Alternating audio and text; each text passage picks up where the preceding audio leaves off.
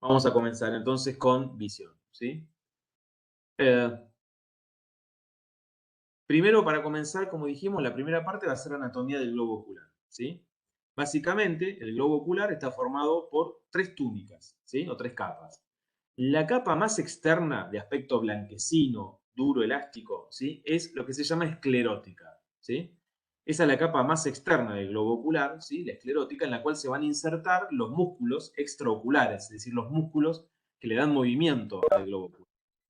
Por supuesto que la esclerótica no está, digamos, completa a nivel anterior ni a nivel posterior, porque a nivel anterior se interrumpe por la aparición de la primera lente que tiene el ojo humano, que es la córnea, que como ven ustedes es convexa hacia afuera y cóncava hacia adentro, ¿sí?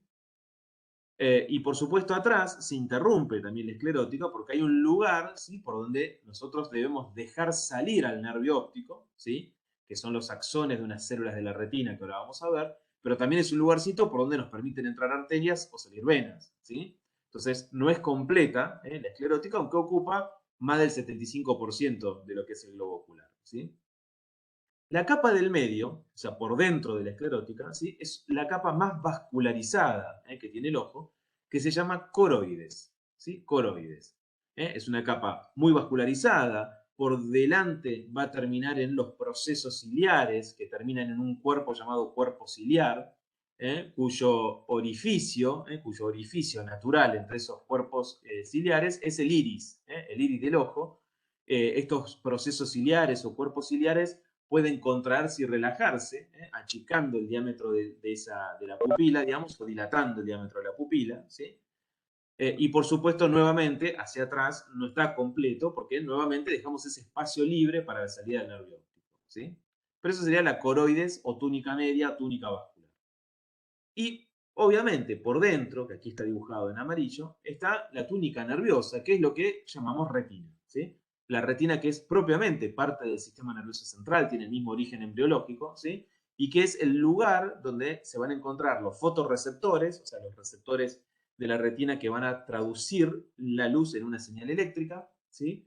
Que por supuesto, como vamos a ver ahora y como se ve en el dibujito, ¿sí?, no es uniforme. La retina no es igual en todas partes, tiene una zona central que se llama fovea, fovea, que después vamos a ver que ahí en la fovea es donde están más concentrados los conos, ¿sí?, más en posición directa hacia la luz.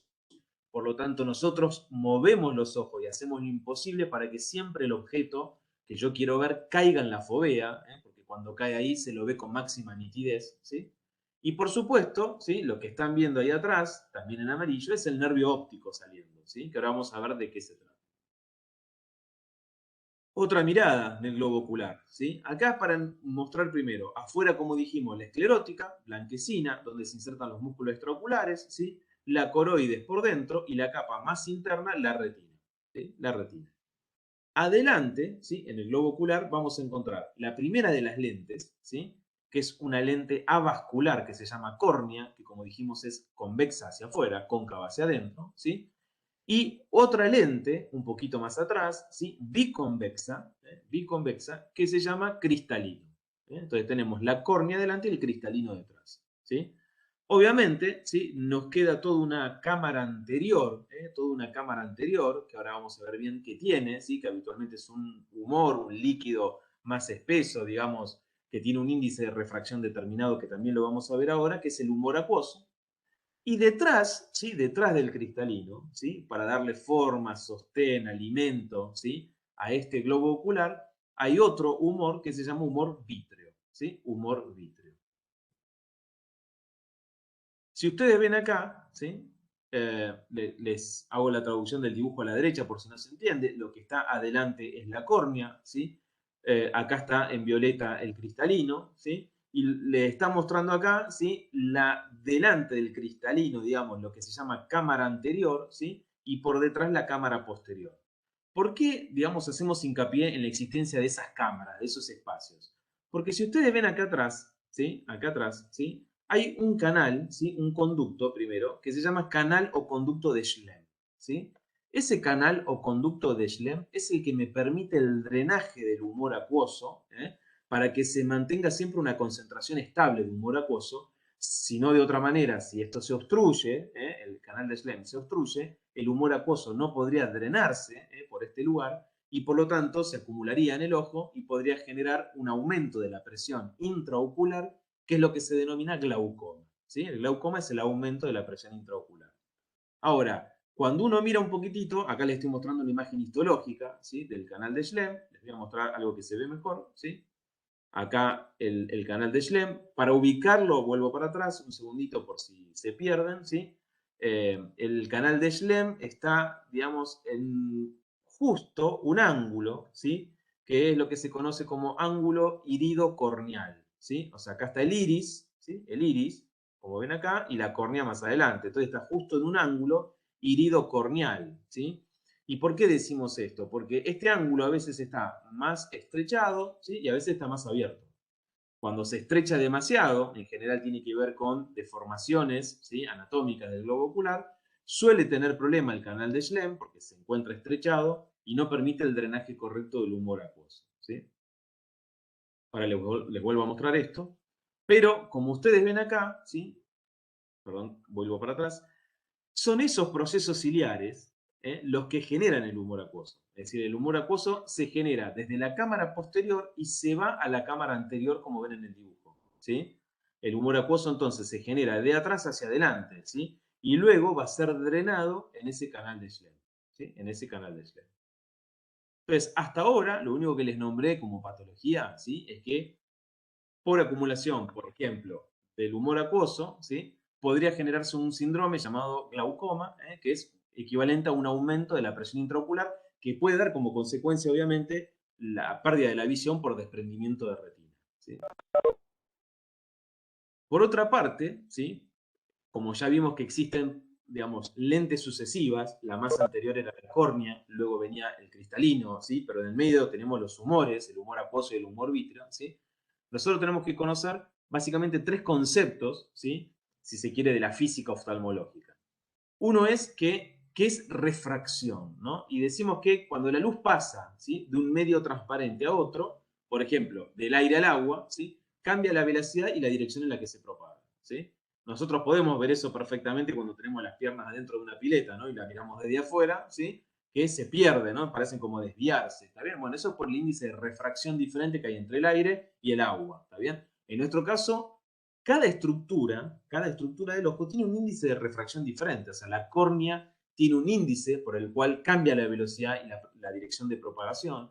El humor acuoso tiene otro índice de refracción. El cristalino tiene otro y el humor vítreo tiene otro. ¿Sí? Esto es lo que hace, obviamente, que los rayos, a medida que van pasando, que lo van atravesando, ¿sí? Cambian la velocidad de pasaje y la dirección en la que se propagan.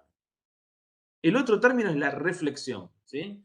Que, como parece, digamos, en la jerga habitual, digamos, ¿sí? Es aquella función que nos permite ver la forma y color de los objetos. Eh, no es tanto el que nos importa en este momento, porque en general nosotros podemos evitar adentro del ojo que se genere reflexión, y ahora les voy a mostrar cómo, ¿sí? Y luego tenemos el tercer, digamos, componente o concepto físico oftalmológico, que es la absorción, ¿sí? Es cuando el rayo de luz choca contra un cuerpo opaco y, bueno, parte de esos rayos son absorbidos, ¿está bien? Entonces, ahora les voy a mostrar, ¿sí? Qué ocurre con estos tres conceptos, refracción, reflexión y absorción, en la física en el ojo, ¿no? En el ojo humano. Por la estructura del ojo, ¿sí? Como es una esfera, ¿sí? Que tiene retina arriba, abajo, ¿sí? A la derecha y a la izquierda, pero todo en forma esférica, ¿sí?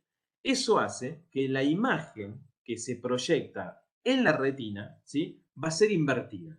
¿Está bien? Es decir, cuando nosotros vemos un objeto, por ejemplo, acá esa torre que está parada, ¿sí? La parte superior, todo lo que viene de arriba, impacta en la retina inferior y todo lo que está abajo, la base de esa torre, impacta en la retina superior. Entonces, la imagen que se proyecta en la retina, ¿sí? En general es una imagen invertida, ¿sí? Invertida. Este es un concepto importante, ¿sí? Por supuesto, nosotros no vemos invertido porque después sufre una reconversión esto en la vía óptica. Y acá, ¿sí? En este dibujito, están los índices de refracción de cada uno de los medios que yo les decía. Por ejemplo, el aire lo tomamos como 1, pero la córnea tiene 1,37, el humor acuoso 1,33, 1,38 el cristalino, etc. ¿Sí? No es que hay que estudiar esto de memoria, por supuesto, nadie les va a preguntar esto, ¿sí? Pero es para saber que digamos, los rayos de luz, en la medida que pasen y atraviesen estas lentes, estas cámaras, ¿sí? Van a generar obviamente un cambio de velocidad y de la dirección en la cual se propaga, ¿sí? Entonces, ahora sí, sabiendo esto, pasemos al primer concepto importante, ¿sí?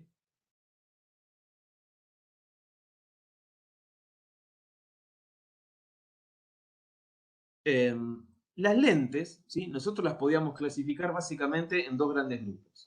Las llamadas lentes convergentes, ¿sí? Convergentes, que es esta que ustedes ven acá, ¿sí? Es una lente biconvexa, en la cual la parte más gruesa de esa lente está en el centro, los bordes son más adelgazados, como ven acá, ¿sí? Y estas lentes, que son biconvexas, que tienen un centro más grueso, ¿sí? Lo que provocan, obviamente, es que concentran, ¿sí? Es decir, hacen convergencia de los haces de luz que atraviesan ese lente. Es decir, fíjense en cómo los haces de luz venían derecho y cuando atraviesan este tipo de lentes, ¿sí? Estas lentes llamadas convergentes provocan la convergencia de todos los haces de luz en un punto en el cual después van a coincidir, ¿sí? Y a ese punto en el cual obviamente coinciden se lo llama foco, ¿sí? La F mayúscula, foco. La distancia, ¿sí? Que existe entre el foco y la lente es lo que se conoce como distancia focal, ¿sí? Distancia focal. Entonces, fíjense en lo siguiente, ¿sí? La lente, ¿sí? Acá tenemos dos lentes, una que vamos a llamar 1, la de abajo lente número 2, ¿sí? Y lo que observamos, ¿sí? Es que la distancia focal, es decir, la distancia entre el lente y el foco en la lente número 1 es más grande, ¿sí? Es una distancia mayor que en la lente número 2, donde la distancia focal es mucho más chiquita, ¿está bien? Entonces nosotros decimos, ¿sí? Que la lente 2 tiene menor distancia focal. Entonces decimos que la lente 2 tiene mayor potencia, porque la potencia de una lente es la inversa de su distancia focal, ¿sí? Es la inversa de la distancia focal. Y se mide en dioptrías, ¿sí? Por eso cuando vamos al médico, digamos, para que nos prescriba obviamente anteojos, prescriben dioptrías, ¿está bien? En dioptrías. Fíjense lo siguiente, en función a esto, ¿sí? Nosotros hablamos que el ojo humano, normalmente, si están todas las condiciones anatómicas, histológicas y fisiológicas funcionando correctamente, es un ojo que vamos a llamar hemétrope, si todos los haces de luz, ¿sí? De los objetos que estoy mirando, por supuesto, cuando ingresan a nuestro globo ocular, ¿sí? Convergen y terminan, ¿sí? Teniendo un foco en la fóvea, es decir, justo en la retina, ¿sí? Especialmente en la fóvea, que dijimos que es la parte central. Nuestra función, como les dije, es tratar de que con el movimiento ocular, la posibilidad de acomodar la visión, la posición de los lentes, como la córnea, el cristalino, ¿sí? Más la normalidad del humor acuoso y el humor vítreo, todo eso, ¿sí? La función que tiene es tratar de que toda la imagen caigan en la fóvea de la retina. Cuando esto sucede, hablamos de ojo hemétrope, ¿sí? De ojo hemétrope. Entonces, fíjense lo siguiente, ¿sí? Un ojo se llama hipermétrope, ¿sí? Hipermétrope, ¿sí? Cuando hay, por algún defecto, obviamente, por algún defecto de las lentes, ¿sí? El foco, es decir, el punto en el cual convergen todos los haces de luz que ingresaron al globo ocular, ese foco se da por detrás de la retina, ¿sí? Es decir, el punto exacto donde terminan de converger todos no cayó en la retina, sino que cayó más atrás, ¿sí? Obviamente es un concepto figurado, por supuesto. Lo que estamos diciendo es que ese punto debería haber caído antes, ¿sí? En la retina, y no se dio en la retina, sino que si pudiéramos prolongarlo hacia atrás, se da atrás de la retina. Entonces, en el ojo hipermétrope, ¿sí? El foco, ¿sí? La imagen, por así decirlo, nítida de lo que queremos ver, se forma detrás de la retina. Entonces, sabiendo que nosotros tenemos que corregir, digamos, este problema de este ojo hipermétrope, ¿sí? Adelantando, ¿sí? Adelantando ese foco que está detrás de la retina, hacerlo caer justo en la retina. ¿Cómo se corrige un ojo hipermétrope? Justamente con lentes convergentes, ¿sí? Con lentes convergentes. Entonces, las personas hipermétropes, como dice acá, no ven bien de cerca, ¿sí? Y tienen que alejarse los objetos, a diferencia del miope, ¿sí? Entonces, hay muchas causas de hipermetropía. Una es el achatamiento anteroposterior del ojo, ¿está bien? ¿Sí? Entonces, la pregunta es, si yo tengo un ojo hipermétrope donde el foco en la imagen se genera detrás de la retina, lo que tengo que hacer es que converjan más los haces, ¿sí? hacerlos converger más potentemente para que caigan en la retina. Y entonces tengo que usar lentes convergentes, que son lentes biconvexas, ¿sí? Porque dijimos que la parte central sí permite la mayor convergencia de los haces. Ahora, cuando las lentes, ¿sí?, no son biconvexas, sino que son más gruesas en los bordes y muy adelgazadas en la parte del medio, ¿sí?, esas lentes lo que provocan cuando entran los rayos de luz, que es esto en naranja que ustedes tienen, ¿sí?, en vez de hacer que una vez que lo atraviesen todos los haces de luz, digamos, pudieran convergir, digamos, en un punto, al revés, estos haces se separan, es decir, hay divergencia, ¿sí?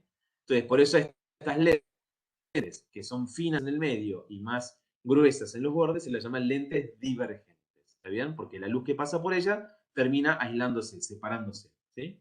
Entonces, en la miopía, como ustedes ven en el ojo del medio, ¿sí?, el problema está que el foco, es decir, el punto en el cual convergen todos los haces de luz y por lo tanto donde cae la imagen, ¿sí?, se da antes de la retina, ¿sí? Es decir, que si yo prolongo esto para atrás nuevamente, esos haces de luz se abren sobre la retina y empieza a verse algo pero difuso, ¿sí?, no nítido. Entonces, como el foco en el ojo miope, ¿sí?, se da delante de la retina, lo que tengo que lograr, obviamente, es que este foco lo tengo que trasladar para atrás, ¿sí? Lo tengo que trasladar hasta la retina. Para hacer eso, lo que tengo que hacer es que los haces de luz que entran tengan mayor poder de separación. Y como vimos recién, la lente que separa, que provoca divergencia, son las lentes divergentes, ¿sí?, que son las cuales, las que se utilizan para corregir la miopía, ¿sí? Por supuesto, se van probando las lentes hasta que el paciente dice veo nítido, ¿no? Obviamente ese es el fundamento. Entonces, el ojo miope, como concepto, la imagen se forma delante de la retina, por lo tanto, para tirar esa imagen justo a la retina que está por detrás, tengo que utilizar lentes divergentes. En el astigmatismo, la situación es diferente, Sí. porque el astigmatismo, por lo general, ¿sí? Déjeme terminar con esto, así. El astigmatismo, en general, está causado por, en la mayor parte de los casos, por una irregularidad en la superficie de la córnea, ¿sí? Por eso muchos casos de astigmatismo, digamos, hoy se pueden, digamos, operar con láser o hacer cirugías de reparación corneales, ¿está bien?, sin tener que extirpar la córnea, ¿sí? Pero son defectos, obviamente, irregularidades en la córnea que justamente hacen que uno vea lo que ve arriba en la foto, ¿no? A la derecha, ve algo completamente borroso, ¿sí? Entonces, esto, digamos, no se corrige solamente con lentes, ¿está bien? Porque hay otro problema de base que se puede corregir con ayuda, obviamente, de cirugía, ¿sí? Las lentes pueden corregir un astigmatismo, por supuesto, digamos, ayudan muchísimo, ¿está bien? Pero insistimos, no es un problema solamente de refracción, sino de la regularidad o irregularidad que tenga la primera de las lentes, que es la córnea. ¿Sí?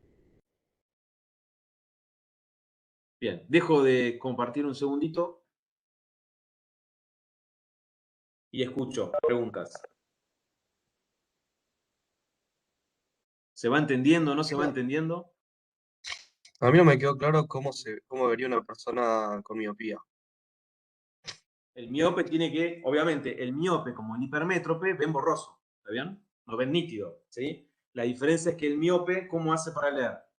Acerca el objeto. ¿Se entiende? Acerca el objeto, ¿está bien? ¿Qué ¿Sí? ¿O sería, profe? cómo corrigen ustedes si no es así, digamos? Achicando los ojos, porque cuando achican el ojo, mejoran la acomodación del ojo, ¿sí? Entrecierran el ojo, mejoran la acomodación y pueden ver la letra en una televisión que está alejada, por ejemplo, en un subtítulo, ¿está bien? Entonces, los dos tienen trastorno de la visión, ¿está bien? La diferencia es que el miope, ¿sí?, no ve de cerca, o sea, tiene que, digamos, acercar mucho el objeto, ¿está bien? Y el hipermétrope, ¿está bien?, tiene que hacer lo contrario. Lo importante acá es, más allá de esto, porque esto es, digamos, resorte de cuando uno va al oftalmólogo, ¿está bien? Eh, es recordar que en el miope, ¿sí?, la imagen, ¿dónde se produce? ¿Cae en la retina? No, delante de la Antes. Claro, exactamente. Si yo pudiera, ¿no? Si yo pudiera poner el objeto, ¿sí?, que estoy viendo en algún lugar, no lo puedo poner en la retina. El miope lo tiene adelante de la retina, ¿sí? Entonces, todos los haces de luz que le caen atrás a la retina están difusos, ¿sí? No está el foco en la retina, sino que está antes. Por lo tanto, si el objeto que estoy viendo, ¿sí?, esa imagen, cae antes de la retina, lo que tengo que hacer es alejarlo. ¿Se entiende? O sea, alejarlo para atrás, ¿no? Llevarlo hacia la retina. ¿Se entiende? ¿Sí? Y para eso necesito, para alejarlo, una lente divergente. ¿Sí? Profe, ¿y en el astigmatismo entonces que la persona no puede ver bien de cerca ni de lejos? No, hay variaciones. En el astigmatismo lo que se ve es una visión borrosa, no importa si de cerca o de lejos. ¿Sí? Lo que pasa es que los pacientes pueden asociar astigmatismo miopía, astigmatismo hipermetropía. O sea, uno puede tener las dos cuestiones. Entonces, lo que se hace ahí es lentes que están preparados para corregir ciertos defectos del astigmatismo, ¿sí? Y la misma lente va a ser convergente o divergente según tenga que corregir la hipermetropía o la miopía respectivamente. ¿Sí? Ahora, lo que quería aclarar con esto es, mientras la mayor parte de los casos de miopía y hipermetropía tienen que ver con un contexto anatómico del globo ocular, ¿sí? Que esté más achatado, que la diferencia entre la retina y la córnea sea mayor o menor, etcétera, en el astigmatismo el problema suele estar, ¿se entiende?, en deformaciones que tiene la córnea. ¿Sí? Que eso antes no tenía otra solución que mejorarlo con lentes y hoy tiene otras soluciones posibles. ¿Sí? Que esa es la ventaja. Profe, una Profe, pregunta. No. Y uno puede tener miopía en un ojo, hipermétrope en el otro, sí, puede pasar también. ¿Sí? Aunque parezca raro, puede pasar. ¿Sí? Sí, profe, escucho. sé que hay los músculos en la córnea que usted dijo.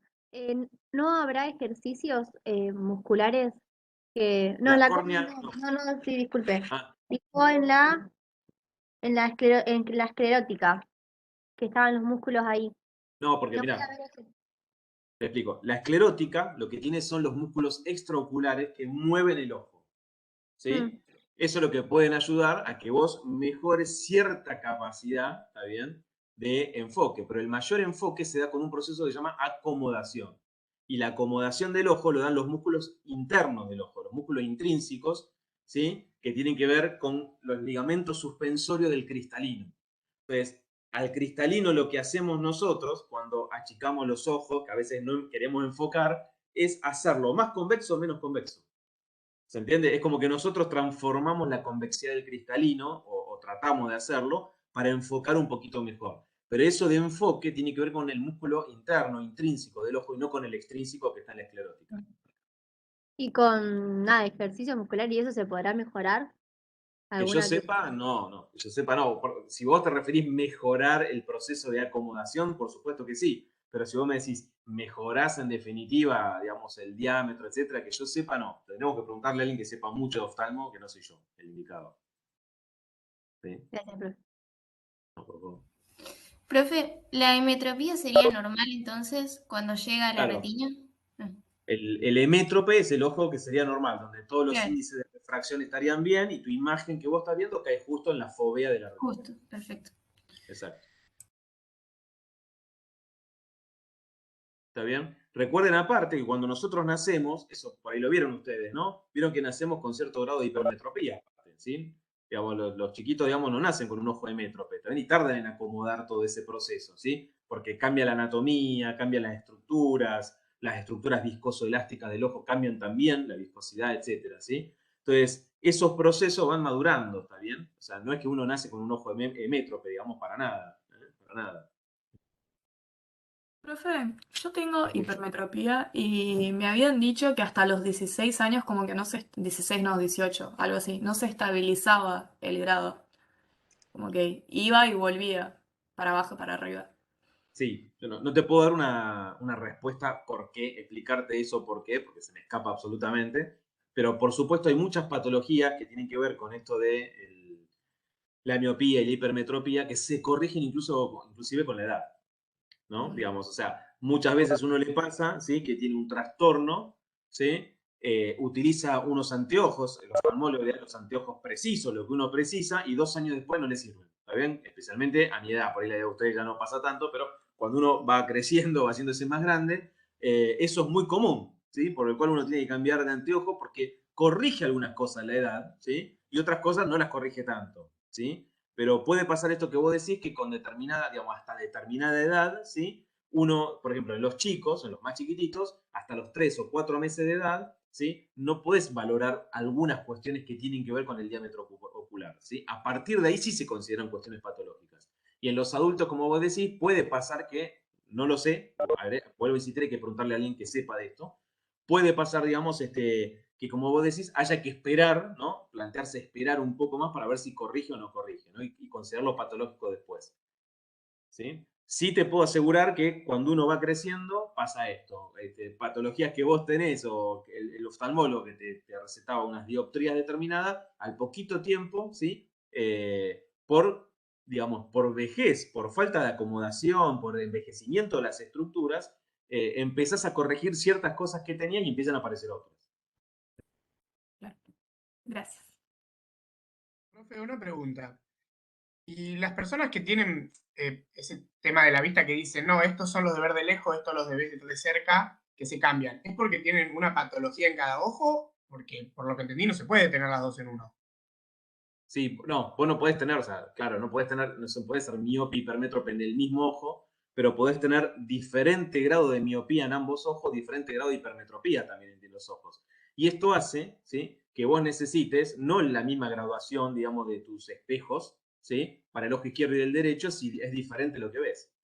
¿Sí? Por ejemplo, yo veo muy poco, digamos, muy poco no, más o menos de un ojo, en el otro veo bien, ¿está bien? Entonces, obviamente, los anteojos no tienen la misma graduación, se entiende eso. Pero no tengo en el ojo derecho miopía e hipermetropía. ¿Sí? Lo que tengo es que si yo no tuviera los anteojos, para leer, hay momentos que lo acerco porque estoy enfocando más con un ojo y momentos que lo alejo, ¿se entiende? Estoy jugando con eso y eso termina dañando el ojo. ¿Sí? Entonces, los lentes se acomodan en función de las dioptrías que vos necesitas para cada ojo, ¿no? Específicamente. Y puede variar muchísimo, ¿eh? Muchísimo. Profe, yo leí en el Purbes que parece que hay como una relación directa entre la prevalencia de miopía y aspectos de la civilización moderna como el aprender a leer y escribir a una edad temprana. ¿Esto es así? Porque ¿se podría evitar entonces la miopía? No sé, me mataste. No, me mataste con esa pregunta. Lo leí, está en el Purbs en la página, Uh-huh. ya te digo, No sé, lo voy a en leer, la lo voy a leer, pero... 252. Me llamó mucho la atención por eso. No, le voy a Hablaban de preguntar que por ahí para a evitarlo. mi compañera en la UBA es oftalmóloga, así le voy a preguntar a ella. Ah, dale, gracias.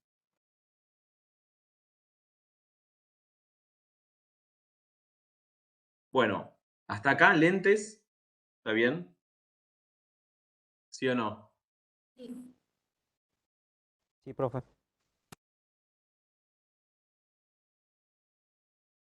Esperen que me perdí yo. Ahora sí. Les comparto de nuevo.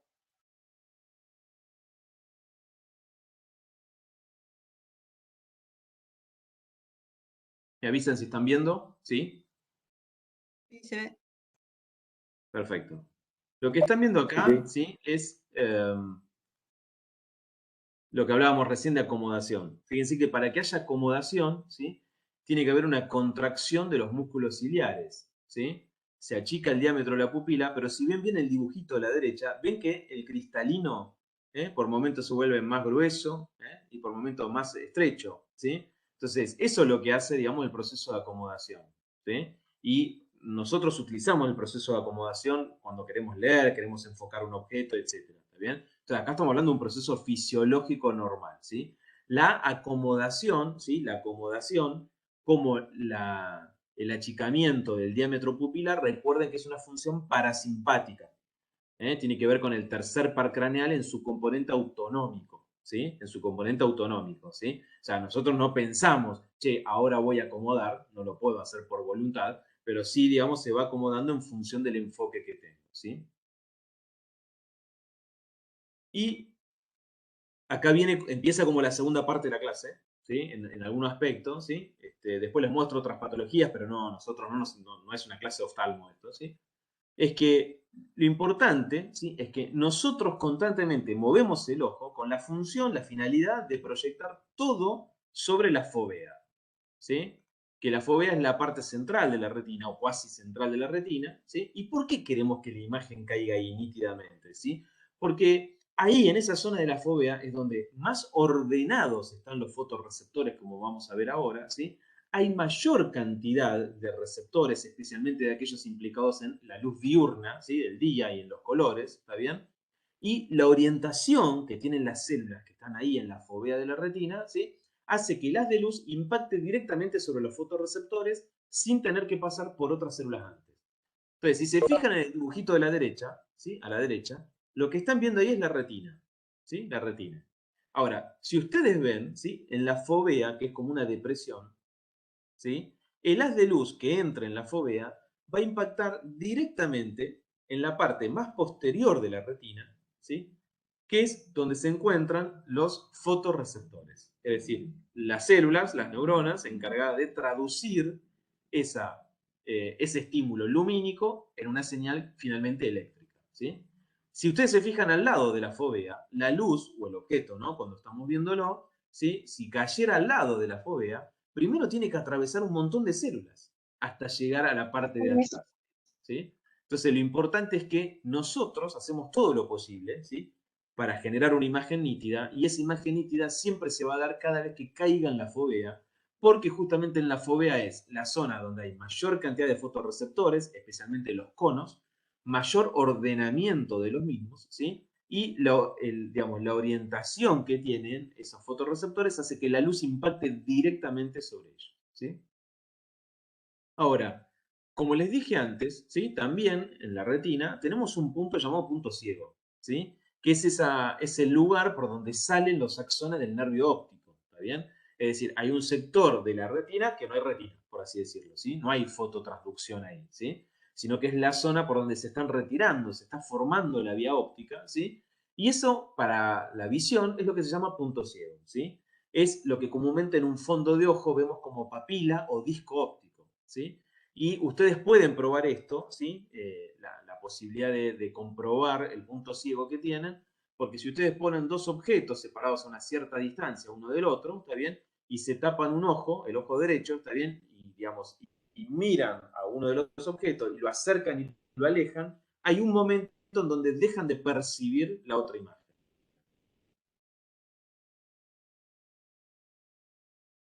¿Sí? Cuando digo dejan de percibir, no es que lo van a ver negro, sino que no la ven directamente, desapareció, se hizo invisible. Y eso es nuestro punto ciego. ¿Por qué hay un momento donde no lo vemos? Y porque en ese momento ese objeto, ese invisible, eso cayó en el punto ciego donde lo vemos, ¿sí? Entonces, en realidad, no hay nadie que lo traduzca como imagen, ¿sí? Entonces, esto lo pueden hacer ustedes, por supuesto, ¿sí? Acá ven un fondo de ojo, ¿eh? El fondo de ojo se ve, ahí ven el disco óptico o papila, ¿sí? Disco óptico o papila, que cuando hay hipertensión endocraniana puede edematizarse y perder todos sus bordes, ¿eh?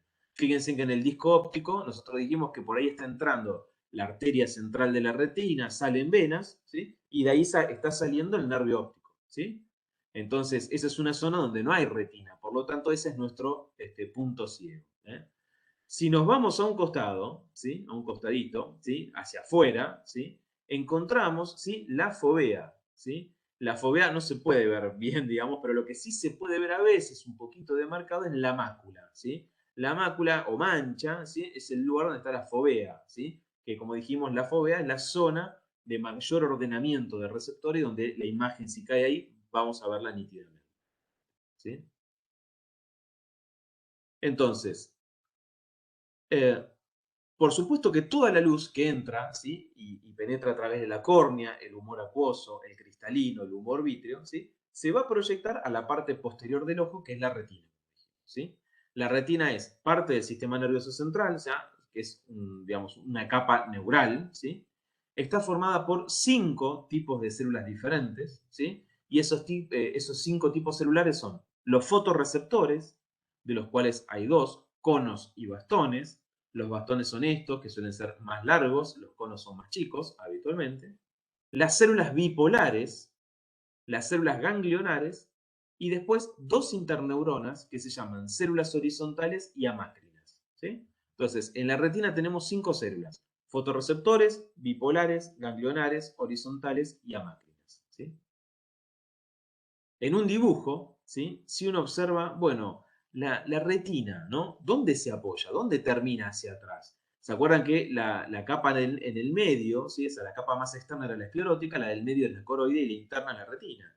la retina no se apoya directamente en la coroide, sino que se apoya en un epitelio, que es esto que ven a la derecha en violeta, que se llama epitelio pigmentario. ¿Sí? Epitelio pigmentario. Ahí se apoya la retina. ¿Sí? El epitelio pigmentario es muy, pero muy importante en el hombre. ¿Sí? Los pacientes que tienen defectos en el epitelio pigmentario, que tienen lesiones degenerativas del epitelio pigmentario, se traduce en una escasa visibilidad e inclusive la ceguera. ¿Sí? Y después vamos a entender por qué.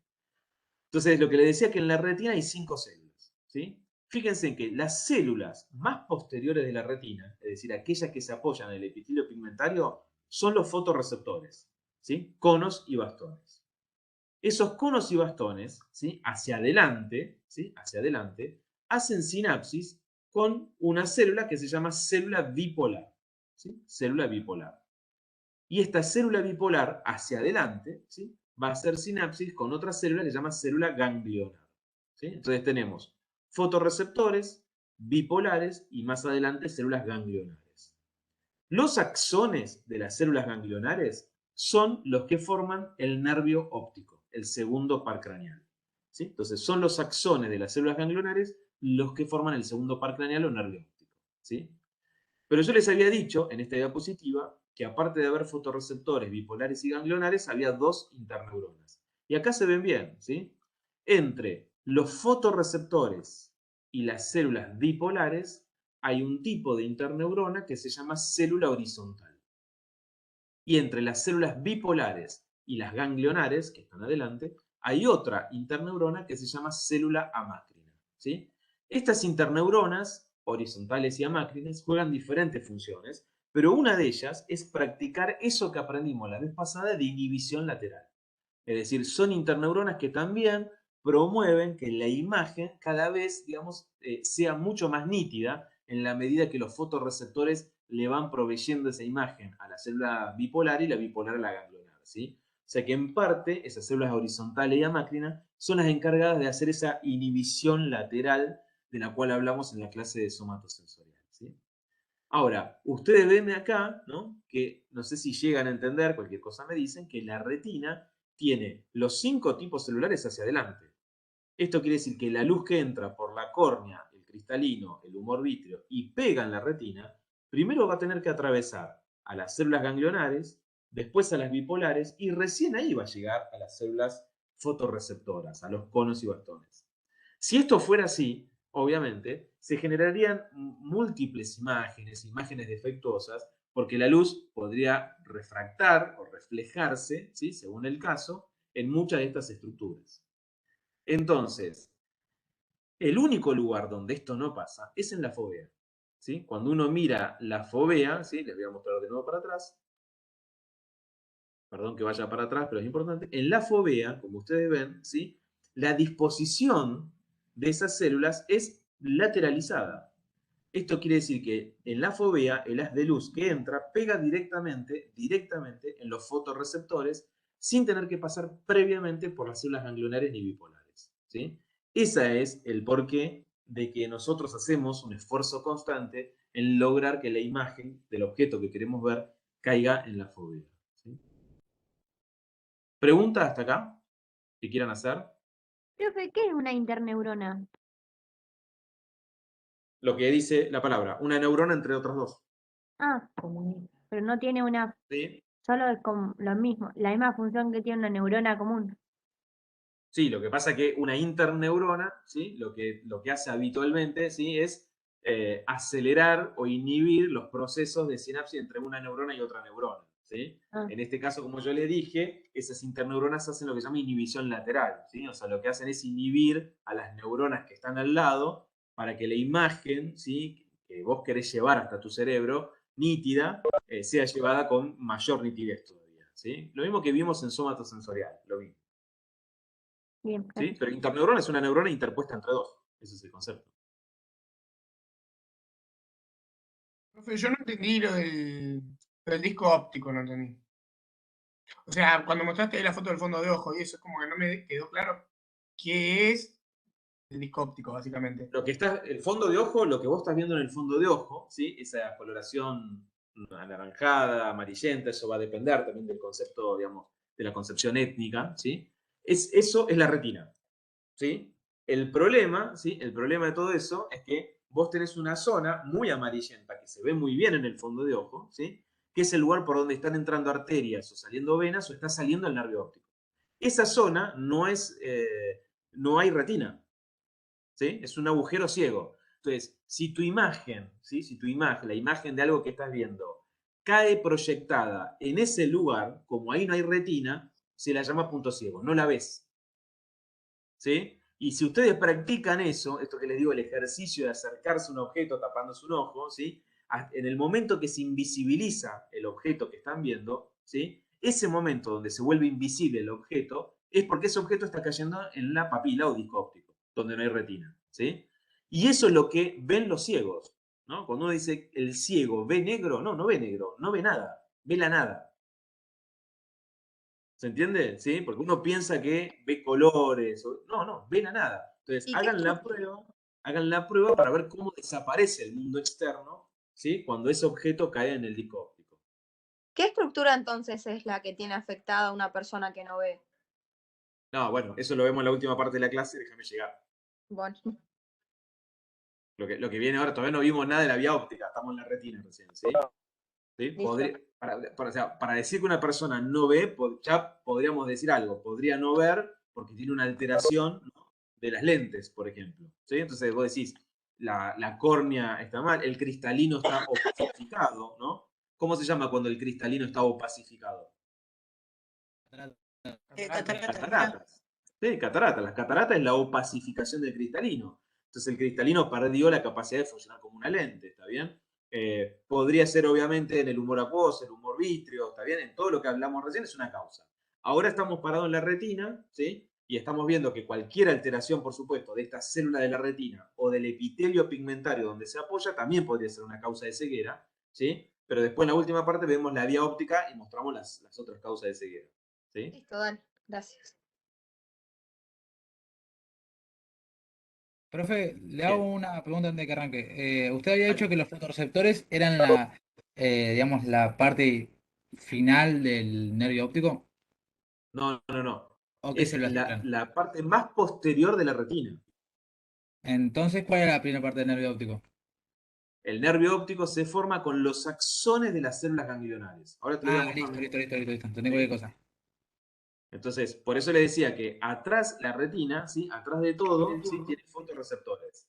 Pero si me voy adelante, ¿sí? Tiene bipolares y ganglionares. Son los axones de las ganglionares que después se tienen que ir para atrás, porque tienen que salir por la papila, ¿sí? Por el disco óptico, los que van a formar el nervio óptico, que todavía no lo estamos viendo bien acá, ¿sí? Ahora después les voy a mostrar otra imagen. ¿Sí? Listo. Gracias, profe. Un concepto importante también, que un poco lo aclaré yo en la clase anterior, es que la luz visible para el ojo humano solamente ocupa una pequeña parte del espectro, ¿sí? Es decir, nosotros solo podemos ver longitudes de onda que están comprendidas entre 400 y 700 nanómetros. Todo lo que está por debajo o por arriba no lo vemos. Con lo cual, nuestro sistema no es altamente eficaz, sino que tiene, digamos, una eficacia determinada. Otros animales, de hecho, tienen mejor, digamos, visión o diferente visión, ¿sí? Entonces, fíjense en lo siguiente. Mientras las longitudes de onda bajas de 400 nanómetros, que tienen que ver con los colores más fríos, como el violeta, el azul, ¿sí? Hasta los 700 nanómetros son los colores más bellos, como el rojo, ¿sí? Justamente en ese espectro podemos ver, ¿sí?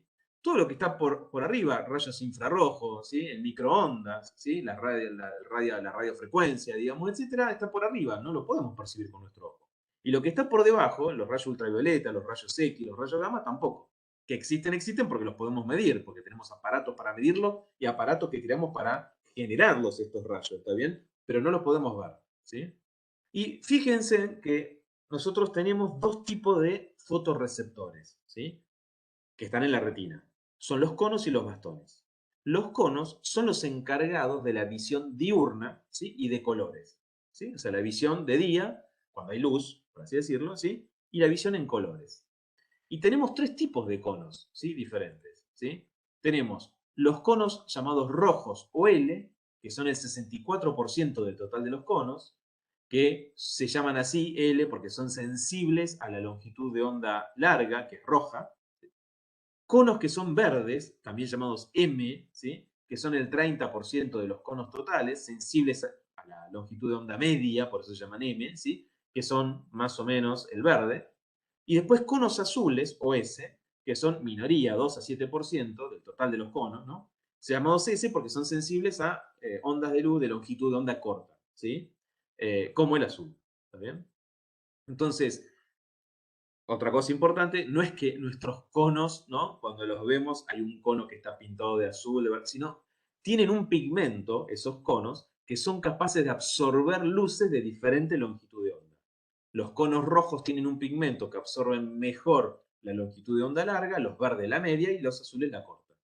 Entonces, cuando uno dice, pero ¿por qué vemos, qué sé yo, el amarillo? Bueno, el amarillo se forma de la conjunción, de la absorción, ¿sí? Promedio, ¿sí? Entre, por ahí, los conos rojos y los verdes, ¿sí? Y el celeste será un poco más cercano a los conos azules y los verdes, ¿está bien?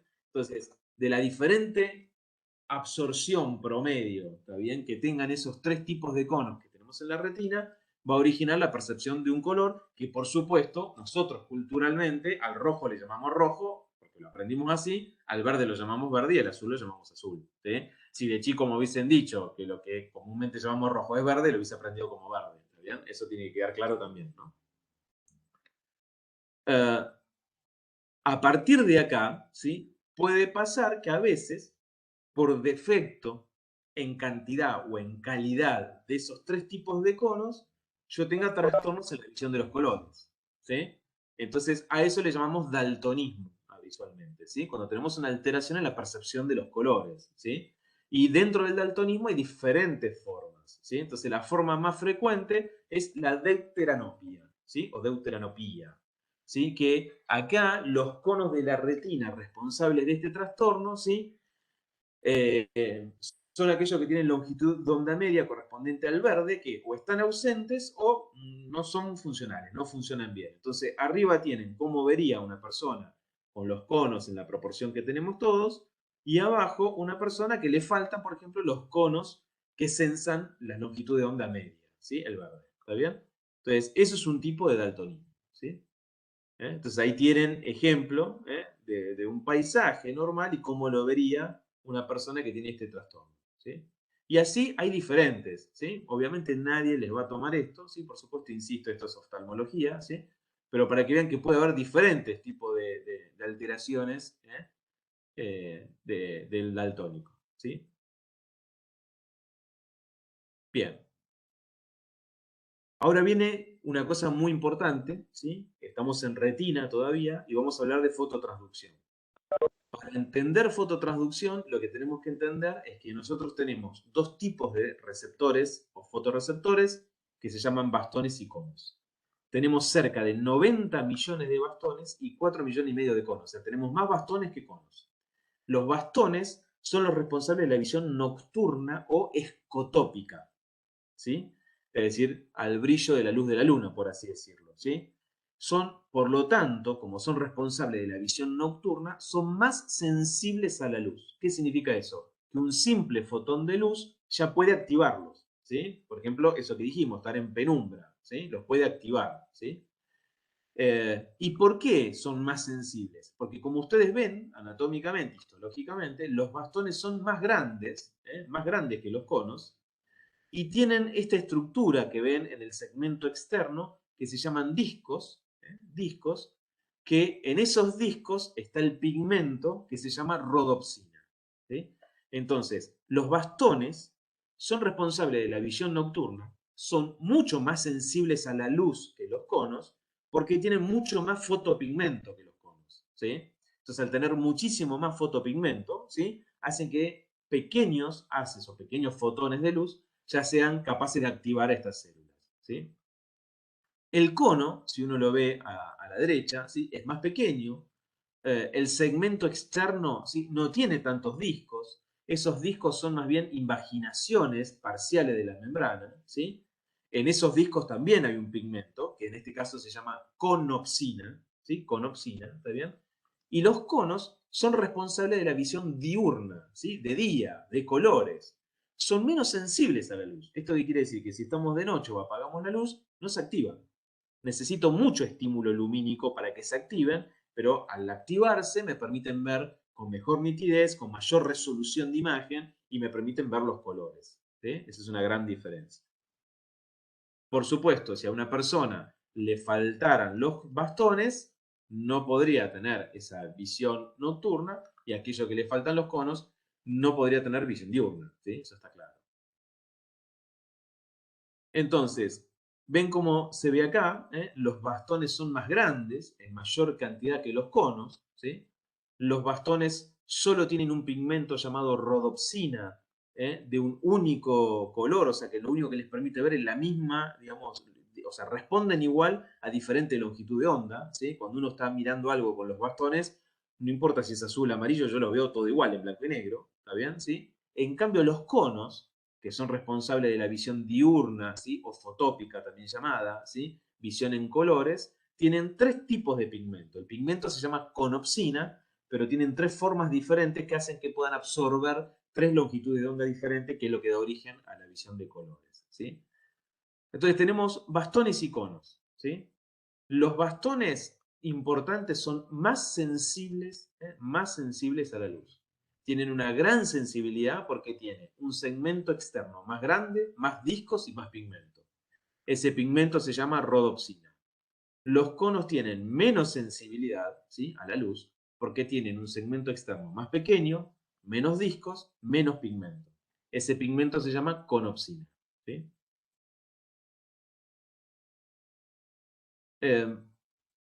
Para los conos y bastones, ¿sí? El proceso de fototransducción es similar. Es decir, una vez que la luz impacta en el bastón o en el cono, el proceso dentro del bastón o el cono es similar. Entonces nosotros vamos a usar cualquiera de los dos indistintamente para explicar fototransducción. La fototransducción es el proceso por el cual el estímulo lumínico, ¿sí? Es captado por los fotorreceptores y esto lo transforma en una señal eléctrica, ¿sí? O electroquímica capaz de ser entendida por nuestro cerebro, ¿sí? Entonces, como nosotros dijimos, ¿sí? En el segmento externo de los bastones y los conos tenemos discos. En esos discos va a haber un montón de proteínas, ¿sí? Los discos son membranas, ¿sí? Entonces, en esas membranas que forman esos discos hay un montón de proteínas.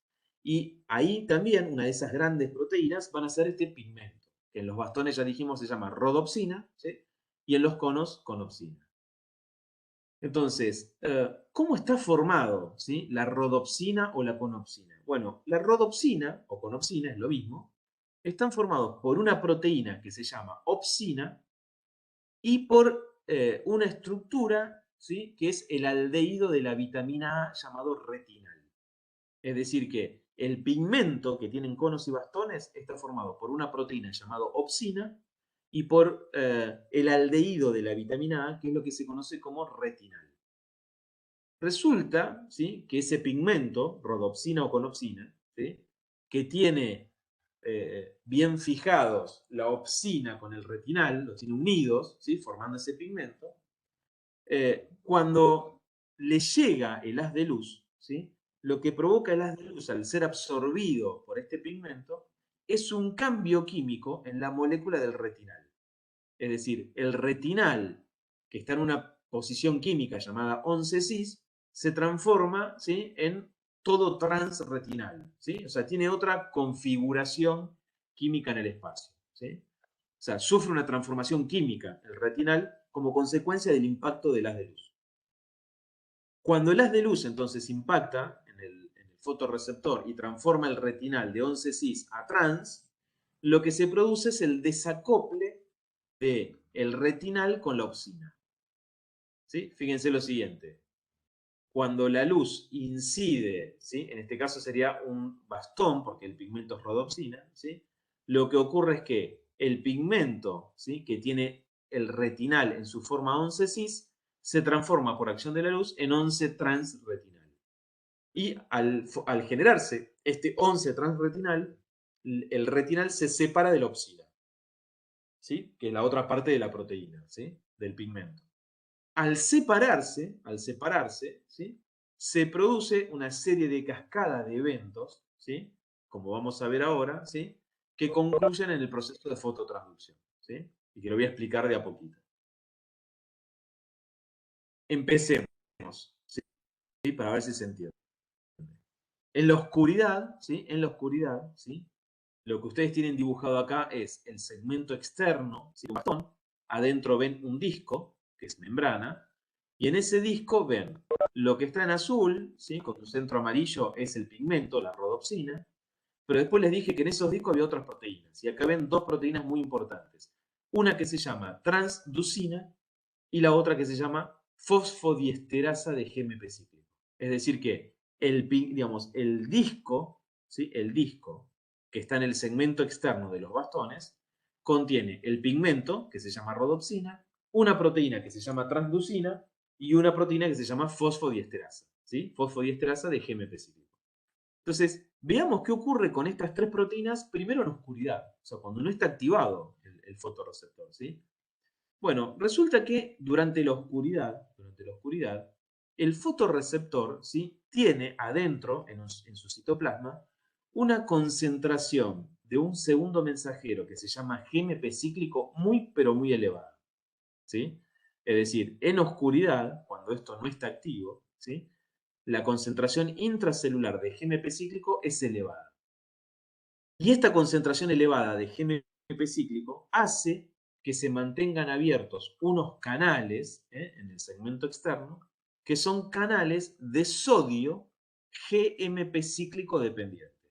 Es decir, son canales que van a estar abiertos mientras haya buena concentración de GMP cíclico. Y el sodio, obviamente, si tiene canales abiertos, ingresa, ¿sí? Porque está más concentrado afuera que adentro, se acumula del lado interno de la membrana y eso despolariza la membrana, ¿sí? Consecuencia de esto es que en la oscuridad, como la membrana de los fotorreceptores está despolarizada, ¿sí? Esto genera que en la oscuridad es el momento en el cual los fotorreceptores liberan un neurotransmisor que es glutamato, ¿sí? Solo en la oscuridad. Vuelvo acá porque les quiero ver las caras. ¿Se entiende lo que estoy diciendo o no?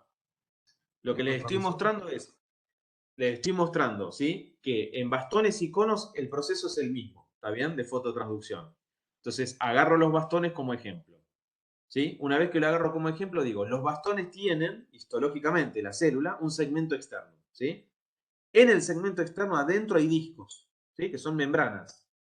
Y en esas membranas de esos discos hay diferentes proteínas, ¿sí? Una de ellas es el pigmento, que en el caso de los bastones se llama rodopsina, pero también hay una fosfodiesterasa de GMP cíclico, ¿está bien? Y otra proteína en el medio, que ahora la vamos a ver, se llama transducina.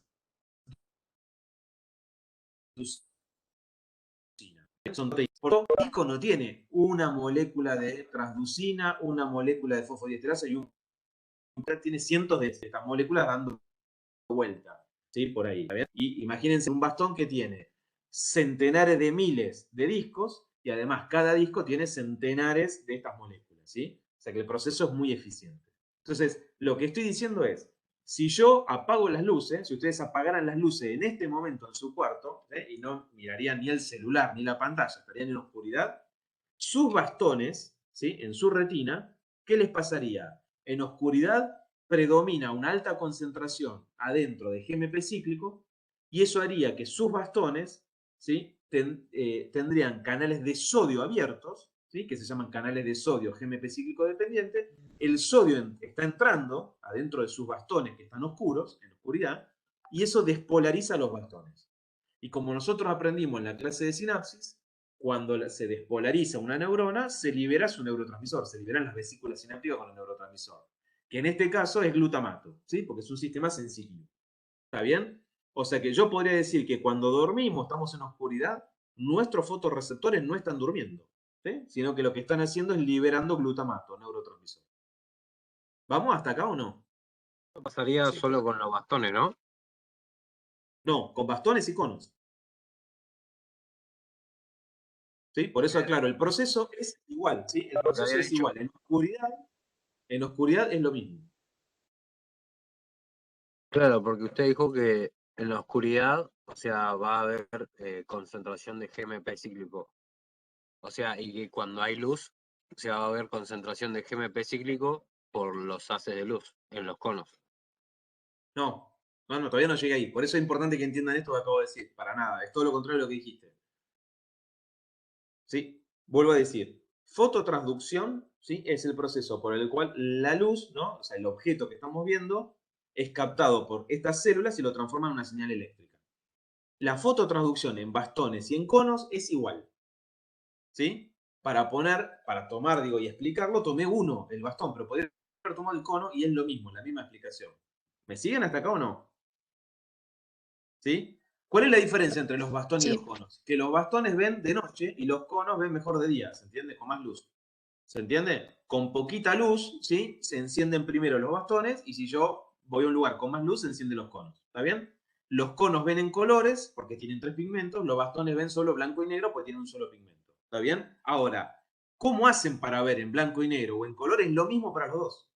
¿Se entiende? La traducción, la fototraducción es la misma. ¿Sí? ¿Quedó claro esto en principio? Sí, sí. ¿Sí? Entonces, los fotorreceptores, los bastones, ¿sí? Tienen en sus discos, ¿sí? Un pigmento que se llama rodopsina. ¿Cómo está formada la rodopsina? Dije yo. Toxina y retinal.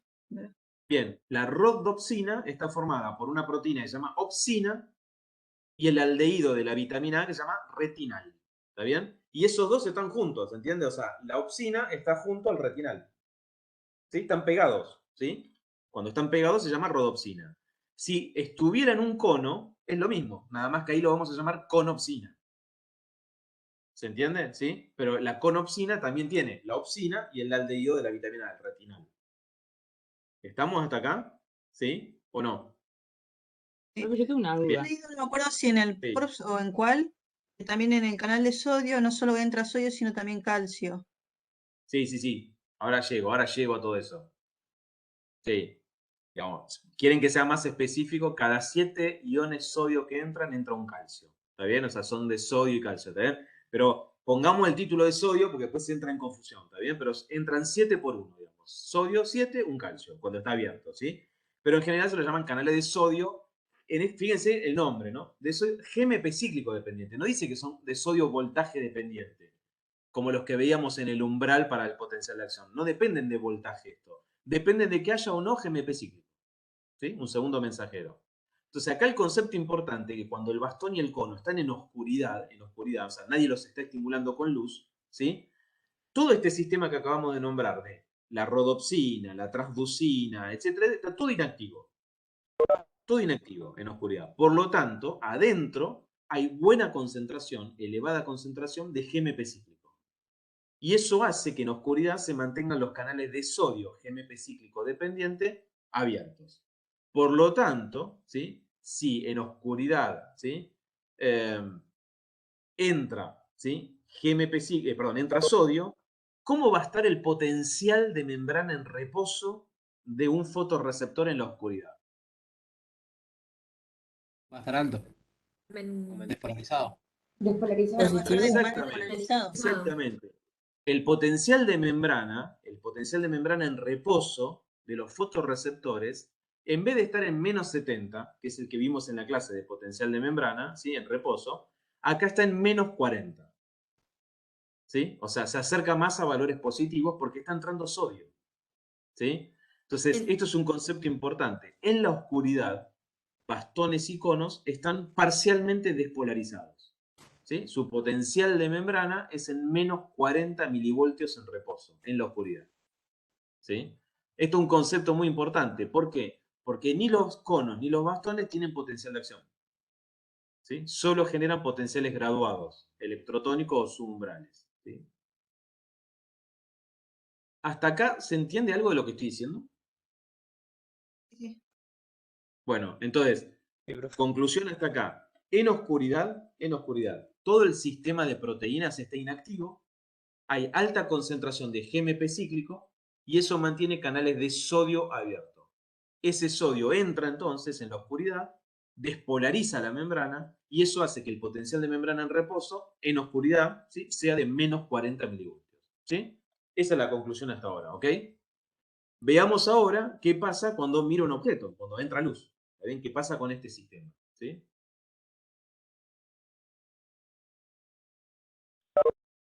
Bien, entonces, fíjense ahora, ¿sí? Entra luz, ¿sí? Ahora impacta sobre el fotorreceptor, en este caso el bastón, y la rodopsina, como les dije, al entrarle luz y al captar luz, ¿sí? Cambia el 11-cis retinal, el retinal, ¿sí? Cambia de configuración química, pasa de 11-cis a 11-trans. Eso hace, ¿sí? Al convertirse 11-cis a 11-trans, que se separe de la opsina, de la proteína en la cual estaba pegada.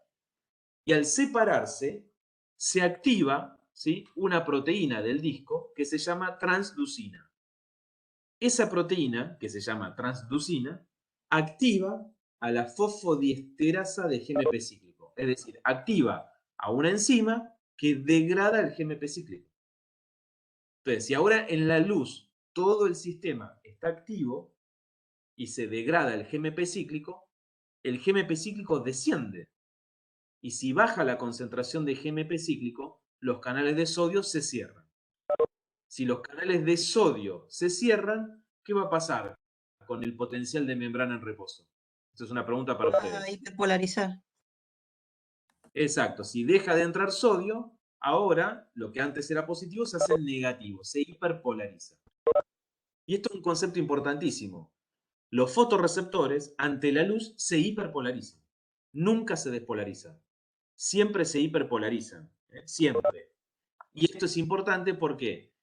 Porque si el fotorreceptor, ¿sí? Con la luz, con un poquito de luz, se hiperpolariza, ¿sí? Y después voy a un lugar donde hay más luz, esto genera más hiperpolarización.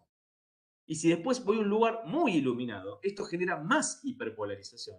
Y si salgo a la luz del sol, ¿sí? Se hiperpolariza muchísimo más. Es decir, que cuanto más luz ingrese, la respuesta es una hiperpolarización que, como aprendimos en una de las clases anteriores, las hiperpolarizaciones son siempre potenciales graduados o electrotónicos. No hay forma de que yendo para abajo se alcance el umbral y llegar a un potencial de acción. ¿Sí? Y esto es lo que le permite a mi sistema nervioso entender que ahora hay poca luz, ahora hay más luz, ahora hay mucha luz. Porque cuanto más se hiperpolarice, mi sistema nervioso interpreta que está entrando más luz. ¿Sí? Este es el concepto importante. Si fuera al revés, ¿sí? Si fuera al revés, o sea que cuando entra luz se va para arriba, se despolariza, podría pasar que de tanta luz llegue al umbral y dispare un potencial de acción, y el potencial de acción lo llamamos todo o nada. O sea, yo después no lo puedo graduar. Entonces, si después paso a un lugar con más luz, eso generaría otro potencial de acción igual al anterior. Y eso no le permitiría a mi cerebro captar que estoy en un lugar con más luz. Entonces, el concepto, importantísimo, esto no importa, ¿sí? El concepto es que durante la oscuridad, ese ingreso de sodio por los canales de sodio GMP cíclico dependiente genera una despolarización parcial de la membrana, por lo cual decimos que el potencial de membrana en reposo en la oscuridad es de menos 40 milivoltios. ¿Sí? Fíjense en la luz, ahora entra la opsina, ¿sí? El retinal se separa de la opsina, va a activar eso, ¿sí? A una proteína G que se llama transducina. Esto es con luz, ¿no? La transducina va a activar a la fosfodiesterasa de GMP cíclico, como ven acá. Esa fosfodiesterasa degrada el GMP cíclico, ¿sí? Y cierra, al caer las concentraciones de GMP cíclico, cierra los canales de sodio. ¿Sí? Y al cerrar los canales de sodio, el sodio deja de entrar y se hiperpolariza. Es decir, que la luz hiperpolariza los fotorreceptores. ¿Sí? Este es el concepto más importante, ahí lo ven cómo se cerró el canal. ¿Sí? ¿Se entendió esto o no? Entonces, fíjense en este dibujo, ¿sí? Cuando yo tengo los fotorreceptores en oscuridad, ¿sí? El potencial de membrana está en menos 40, o sea, están despolarizados. Cuando viene luz, se hiperpolariza, ¿sí? Y fíjense, si yo pongo más luz, se hiperpolariza más, si pongo más luz, más, si pongo más luz, más, etcétera, etcétera. Es decir, siempre la respuesta a la luz es una hiperpolarización que es graduada, ¿sí? Esto le permite interpretar al sistema nervioso, cuanto más hiperpolarización, más luz, ¿sí? Esa es la señal. ¿Se entendió esto o no? Sí, profe, se entendió. ¿Sí? Profe, estamos hablando de que esto ocurre tanto en los conos como en los bastones, entonces. Sí. La fototransducción es igual en bastones y en conos. Igual. ¿Sí? La diferencia, ¿cuál va a ser? A ver, ¿cuál va a ser la diferencia? ¿Sí? No es el proceso que acabo de explicar la diferencia. La diferencia es que los bastones, como tienen un solo pigmento, ¿sí? Y hay mucho y tienen mucho pigmento, son más sensibles a la luz, por lo cual nos permite ver a poquita luz, o sea, en la penumbra, la luz de la luna. ¿Se entiende? ¿Sí? Ahora, si yo salgo a un lugar y está soleado, ¿sí? Los que se activan son los conos. Y los conos, la ventaja que tienen, aunque tienen menos pigmento, ¿sí? Es que están, primero, mejor distribuidos en la fovea de la retina, con lo cual la imagen es muy, pero muy nítida, ¿sí? Y aparte de eso, tienen 3 pigmentos diferentes que captan 3 ondas de luz o longitud de onda diferente, lo cual me permite ver en colores. ¿Está bien? Entonces, los bastones son más sensibles, los conos son menos sensibles, ¿está bien? Pero el proceso, cuando entra luz en los dos, es igual.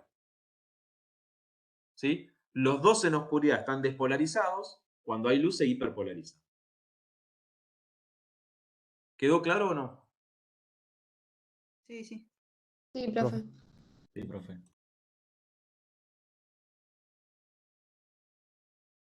Bien. ¿Cuál es el papel, ¿sí? ¿Cuál es el papel, como yo les dije al comienzo, del epitelio pigmentario? Si ustedes recuerdan, la retina está apoyada en un epitelio llamado epitelio pigmentario. Y el epitelio pigmentario es el que está apoyado en la coroides, ¿sí? El epitelio pigmentario, ¿sí? Tiene 4 funciones fundamentales, ¿no? Primero es el sostén de la retina neural, es el sostén, ¿sí? Segundo, todos los haces de luz que no pueden ser absorbidos por los fotorreceptores, que tienen pigmento y podrían absorberlo, ¿sí? Pero puede fallar, todo ese exceso de luz que no absorben los fotorreceptores, en vez de quedarse dentro del ojo dando vueltas, lo cual generaría múltiples imágenes, lo capta el epitelio pigmentario. ¿Por qué? Porque contiene melanina, ¿sí? Entonces absorbe, ¿sí? La luz, el exceso de luz que no captaron los fotorreceptores, y evita que esa luz retorne y deforme la visual, ¿sí? Además, ¿sí? Los discos del segmento externo se van recambiando, ¿sí? Se van recambiando, una vez que se pierden, son fagocitados por el epitelio pigmentario, ¿sí? O sea, que tiene una función fagocítica importante para que no queden ahí tampoco dando vueltas, ¿sí? Y además, ¿sí? El epitelio pigmentario reconvierte el 11 trans retinal a 11 cis, o sea, lo vuelve a la normalidad. La luz había transformado el 11 cis retinal a 11 trans, ¿y quién transforma de nuevo de 11 trans a 11 cis para que vuelva a funcionar eso? Bueno, lo hace el epitelio pigmentario, ¿sí? Es decir, esto es lo que explica por qué cuando tenemos una alteración en el epitelio pigmentario, el efecto final es la ceguera, ¿está bien? Es la ceguera. Profe, pero ¿Cómo vamos? esa reconversión la hace en la oscuridad. Sí, habitualmente trabaja mucho en la oscuridad, digamos, perdóname, pero trabaja mucho más en la luz. ¿Por qué? Porque el retinal está en 11 cis en oscuridad. Cuando hay luz, el 11 cis se transforma en 11 trans. ¿Se entiende? En la luz se transforma el 11 cis en 11 trans. Entonces el epitelio pigmentario, ¿qué hace con ese 11 trans? Lo transforma de nuevo en 11 cis para que pueda volver a ser reutilizado por los conos y los bastones, uniéndose a la opsina y formando el pigmento de nuevo. ¿Sí? Sí, gracias, profe. Entonces, digamos, sería un efecto autorregulador el que tiene el epitelio. Sí, como les dije, tiene 4 funciones vitales, ¿no? Primero, le da sostén y apoyo a la retina neural, ¿sí? Degrada a todos los discos que se van recambiando, ¿sí? Es un recambio importante, 3 discos por hora, imagínense 90 millones de bastones, estamos hablando, ¿no? Entonces es un recambio importante y lo fagocitan, transforma ese retinal de nuevo para que el bastón y el cono lo puedan reutilizar, ¿sí? Y aparte, lo importante es que se llama epitelio pigmentario porque contiene un pigmento también, que es la melanina, ¿sí? Que permite la absorción de todos los haces de luz de los fotones que no captan los conos y bastones. Si toda la luz que entra a la retina, ¿sí? De repente los conos y bastones no la captan, ¿sí? Esos haces de luz o fotones quedarían rebotando por el humor vítreo, por así decirlo, ¿está bien? Entonces yo vería múltiples imágenes lumínicas y esto no es lo que pasa, ¿sí? Porque ese exceso de luz es captado por el epitelio pigmentario.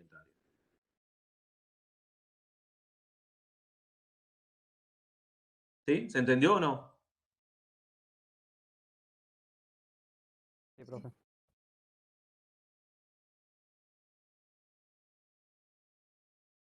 Bien. Esto fue fototransducción. ¿Está bien? Esto no importa, no lo vamos a tomar, no lo vamos a preguntar.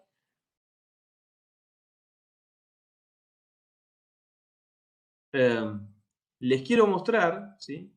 Ahora sí, la última parte de la clase, que es la vía óptica, ¿sí? Muy importante también para entender, ¿sí?, cómo es la vía óptica, ¿sí?, y cuáles son sus lesiones.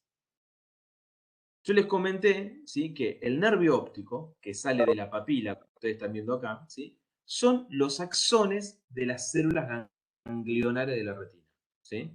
Y nosotros, ¿sí?, como ven acá, ¿sí?, ahí está el nervio óptico, son los axones de las células ganglionares, ¿sí? Nosotros vamos a dividir a la retina en una hemirretina temporal y una hemirretina nasal, para un ojo y para el otro, ¿sí? En este caso, en este ojo sería la hemirretina nasal, la interna, la hemirretina temporal, la externa, ¿sí? Entonces nosotros, concepto importante, dividimos a la retina, ¿sí?, en dos partes, hemirretina temporal, hemirretina nasal, ¿sí? Los axones, ¿sí?, de las células ganglionares de la retina temporal y la retina nasal van a formar el nervio óptico. Pero entonces, en el nervio óptico izquierdo y en el nervio óptico derecho, yo voy a tener axones que provienen de células ganglionares de la retina temporal y células ganglionares de la retina nasal, ¿sí? Entonces, en el nervio óptico, yo puedo decir que hay fibras temporales y fibras nasales, ¿sí? ¿Y por qué esto es importante recordarlo? Porque cuando el nervio óptico, que es el segundo par craneal, se va hacia atrás, ¿sí?, se va hacia atrás, llegamos a una estructura que está delante de la silla turca que se llama quiasma óptico. Y en el quiasma óptico solo se entrecruzan, ¿sí?, los axones nasales, es decir, los axones de las retinas nasales.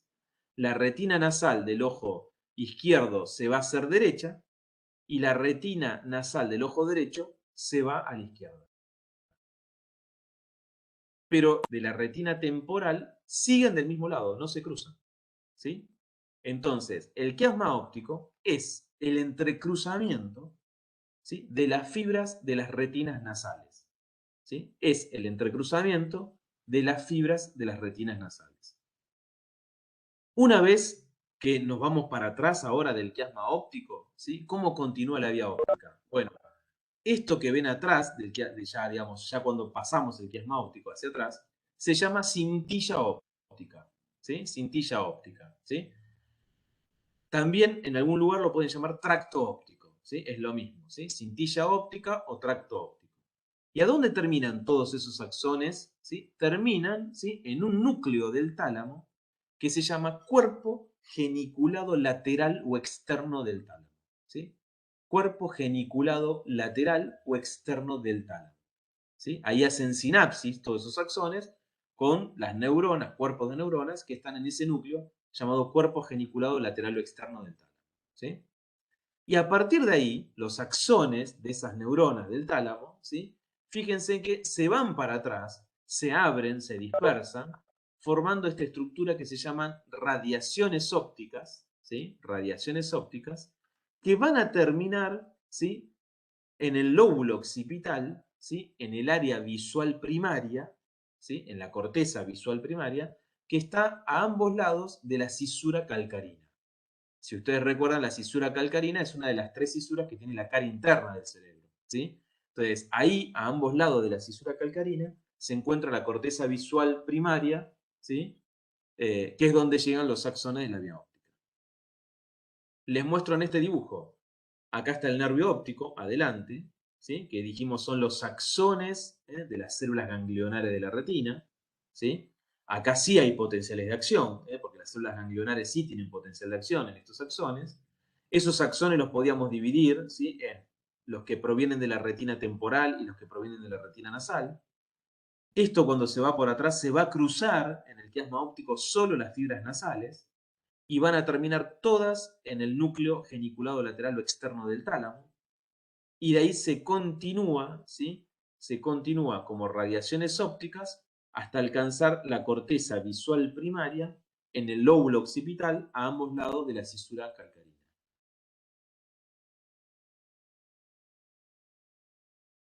¿Preguntas hasta acá?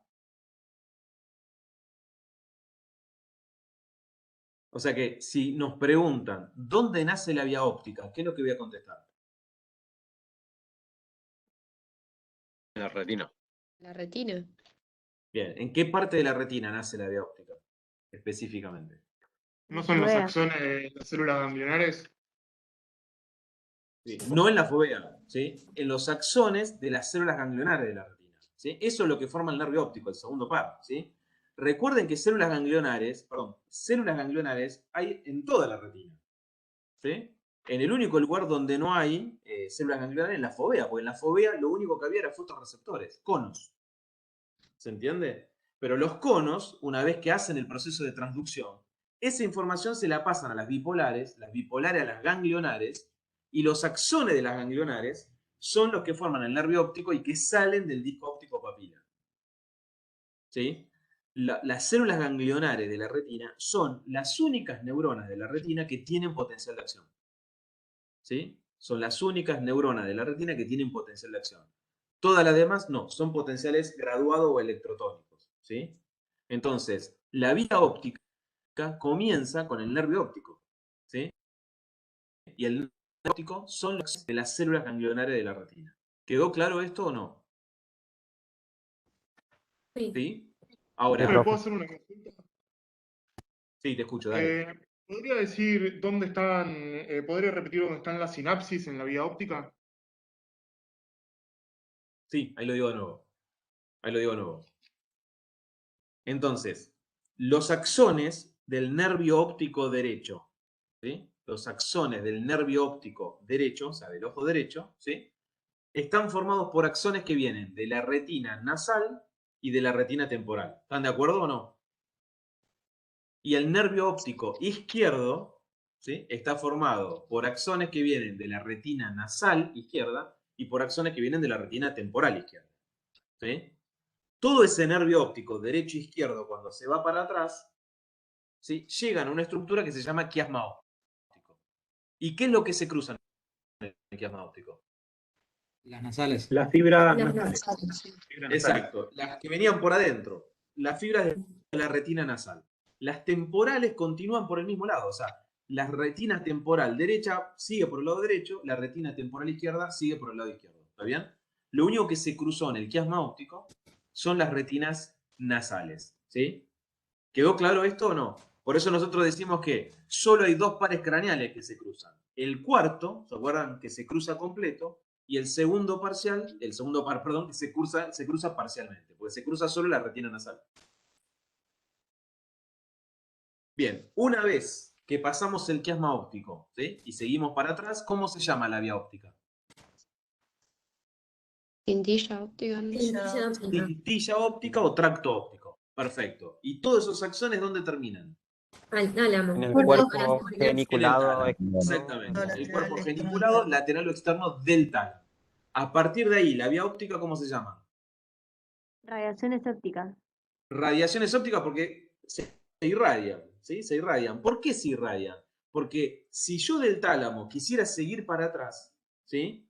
Con los axones, derecho, sería lo más fácil sería seguir para atrás hasta el lóbulo occipital. El problema es que atrás del tálamo, ¿sí? Si sigo para atrás, me choco con los ventrículos laterales, con una parte del ventrículo lateral.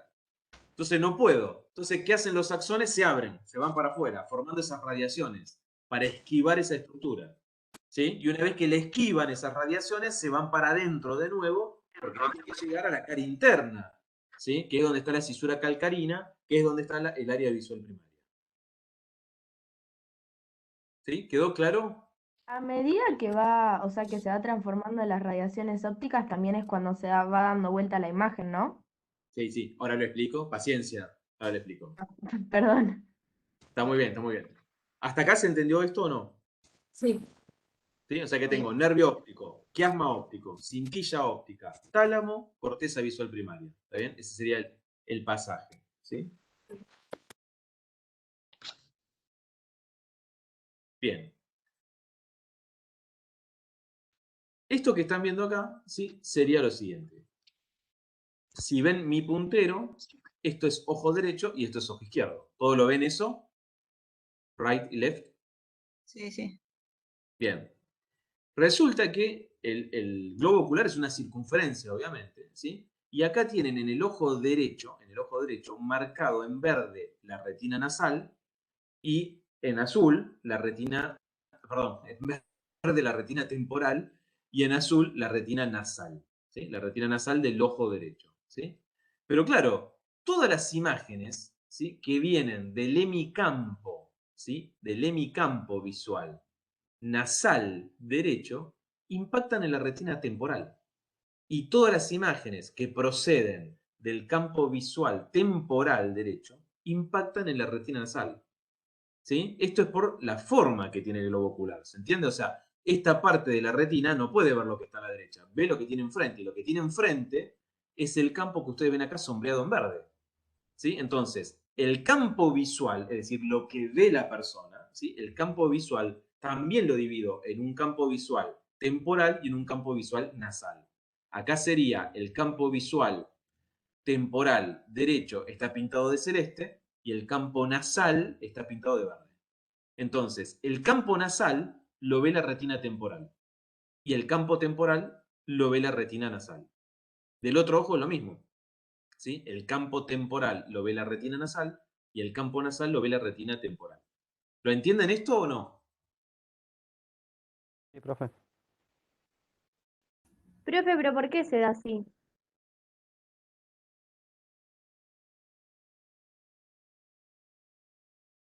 No, me Es una quedo. circunferencial del ojo. ¿Sí? ¿Se entiende? El ojo es una circunferencia. ¿Está bien? Así. ¿Sí? Entonces, esta parte del ojo, ¿sí?, la retina, está expuesta a la luz que viene del otro lado. ¿Se entiende o no eso? ¿Sí? Es una cuestión anatómica. ¿Sí? Y la retina, ¿sí?, nasal está expuesta a la luz que viene del campo temporal. Sí, ¿Se entiende? Entonces, un objeto que yo tengo adelante, ¿sí?, obviamente la parte central lo veo con los dos ojos, ¿sí? Pero si yo quiero comprobar en cada ojo los campos visuales, ¿sí?, el ojo derecho tiene una retina temporal que ve mejor lo nasal, el campo nasal.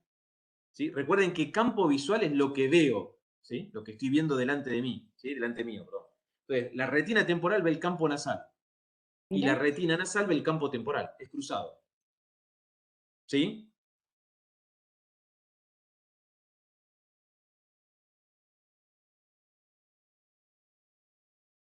Entonces, veamos lo siguiente.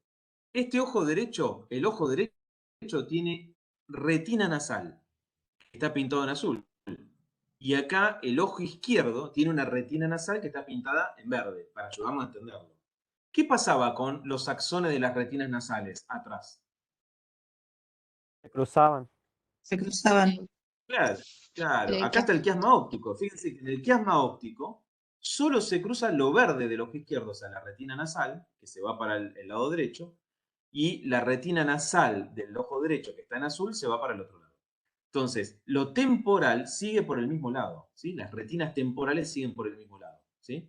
Ahora, yo lo que tengo que entender, es de nuevo que mi retina temporal ve lo nasal y mi retina nasal lo temporal. Entonces, empecemos a ver las lesiones, veamos las más importantes, las que no tienen confusión, ¿está bien?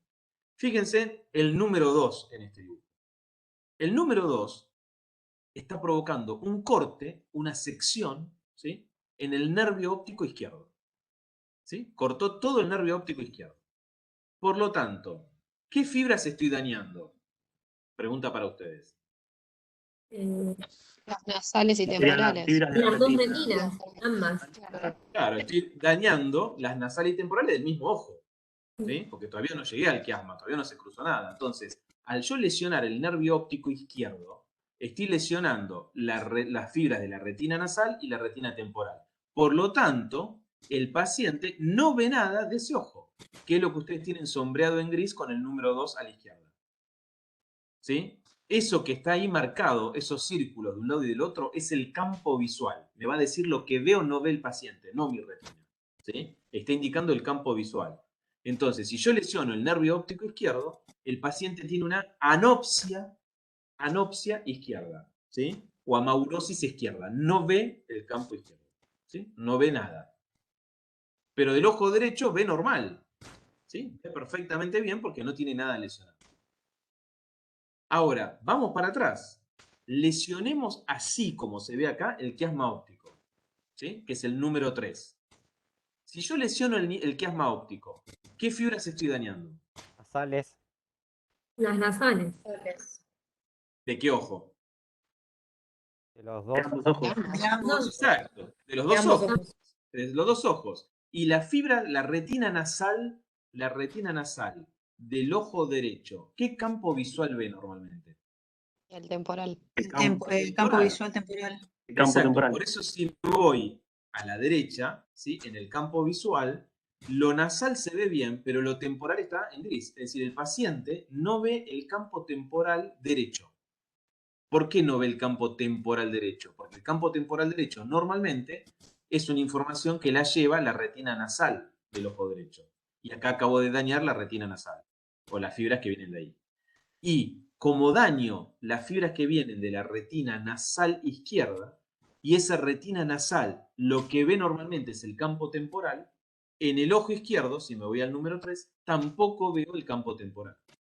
Entonces, este es un paciente que no ve ninguno de sus campos temporales, ni el derecho ni el izquierdo.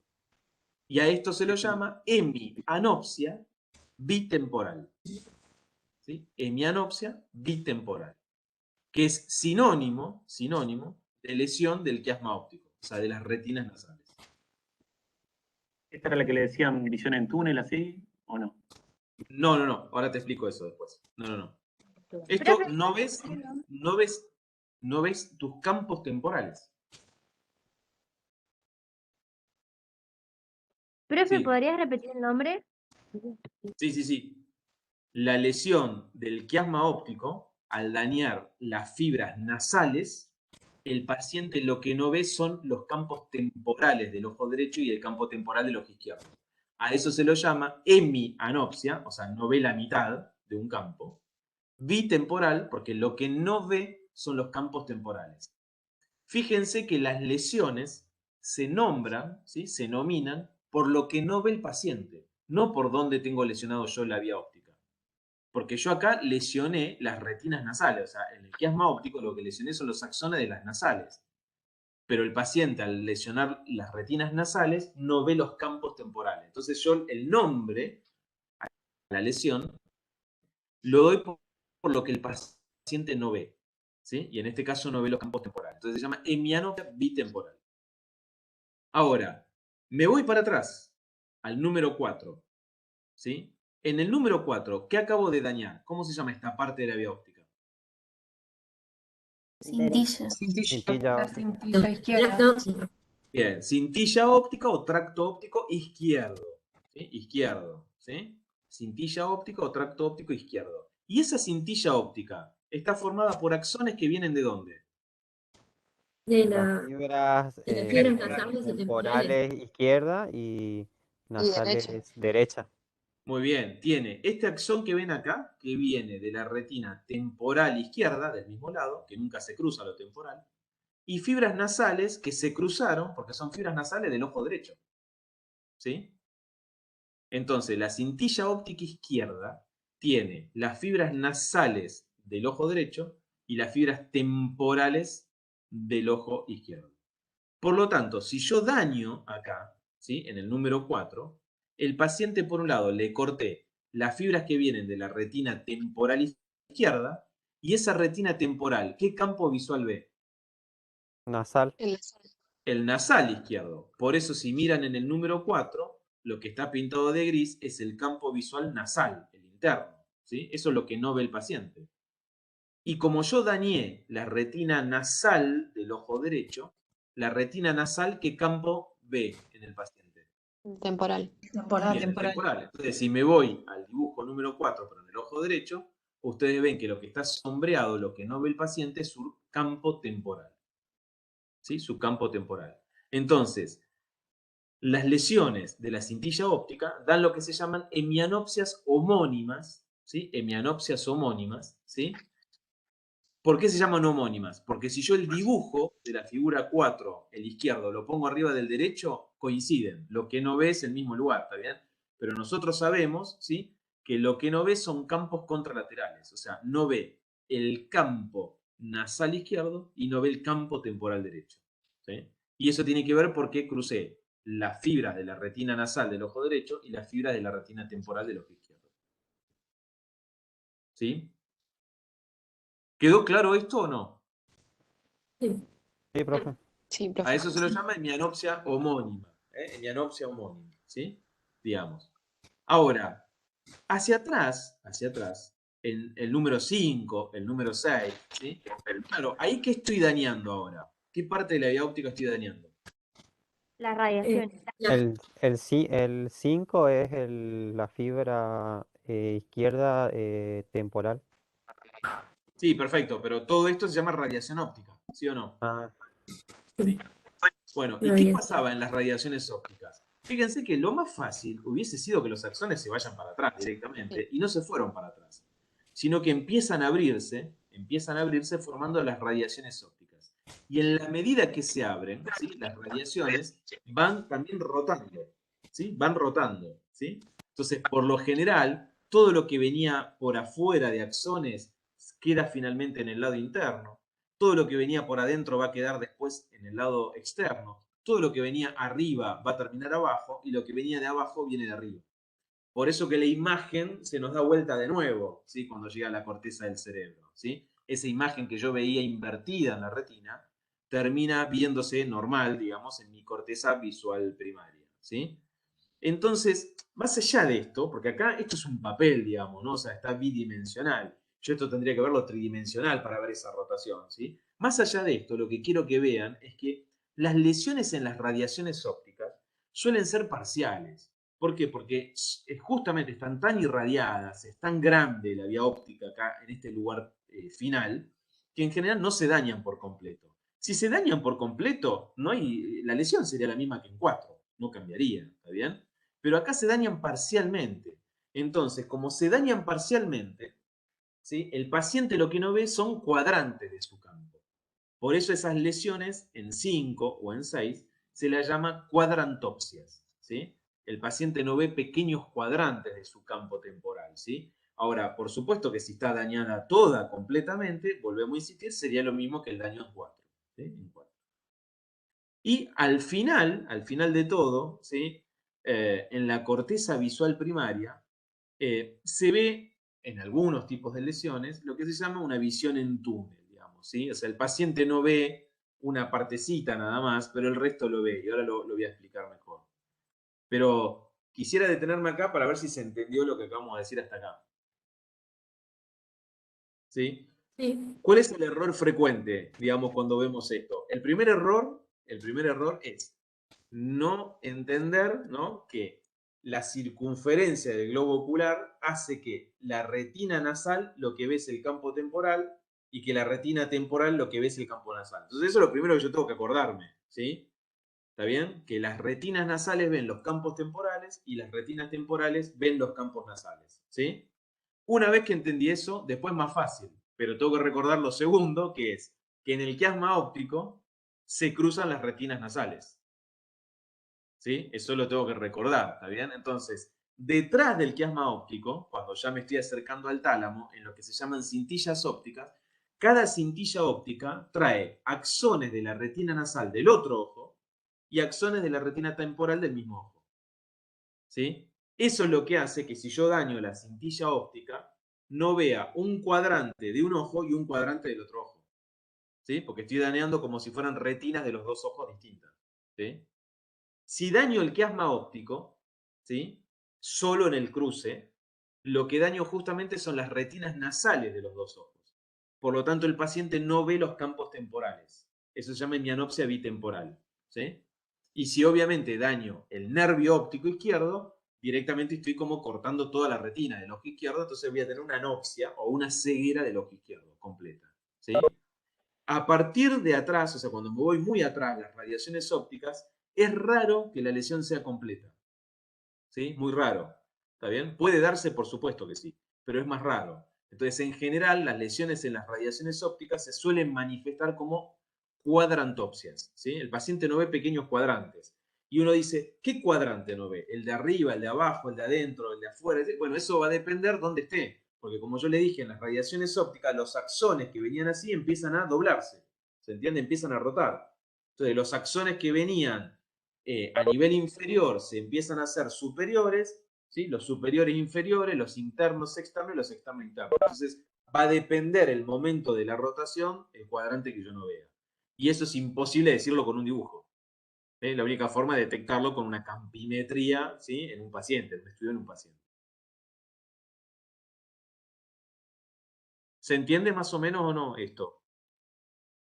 Sí, profe. Sí, sí. Bien, les quería compartir esto. Este es un video que me encanta porque hay alguien que por suerte es mejor docente que uno y les explica las lesiones. Presten atención. Les está mostrando ahí qué cosa.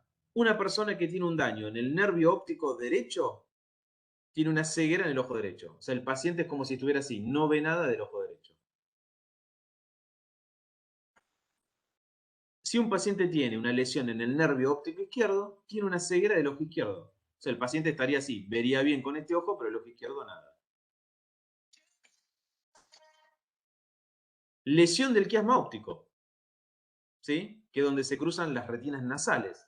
Por lo tanto, el paciente lo que no ve son los campos temporales. Eso se llama hemianopsia bitemporal. Entonces, fíjense en lo que ve el paciente, ¿sí? No ve ni el campo temporal de este lado ni el de este lado, ¿sí? Como si fueran orejeras de un caballo, ¿sí?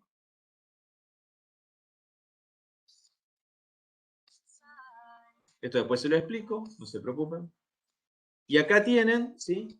La lesión del tracto o cintilla óptica derecha, ¿está bien? Da una hemianopsia homónima, ¿sí? Homónima, que es contralateral. ¿Por qué? Porque si yo lesiono la cintilla óptica derecha, esa cintilla óptica derecha está trayendo fibras de la retina nasal del ojo izquierdo, ¿sí? Y de la retina temporal del ojo derecho. ¿Está bien? Como se lesiona una retina nasal y una retina temporal, pero en ojos contrarios, ¿sí? El paciente tiene hemianopsia, ¿sí? Homónima, eso es simplemente porque si la superpongo caen justo las dos zonas en el mismo lugar, ¿está bien? Pero diferentes en cada ojo, ¿sí? Por eso, fíjense que se pone la mano así, ¿no? ¿Sí? O sea, dice, del ojo derecho, ¿está bien? No veo lo nasal, ¿sí? Lo temporal lo veo, y de este ojo, ¿sí? No veo lo temporal. ¿Sí? Veo lo nasal. Al revés, ¿sí? Para que lo vean de nuevo.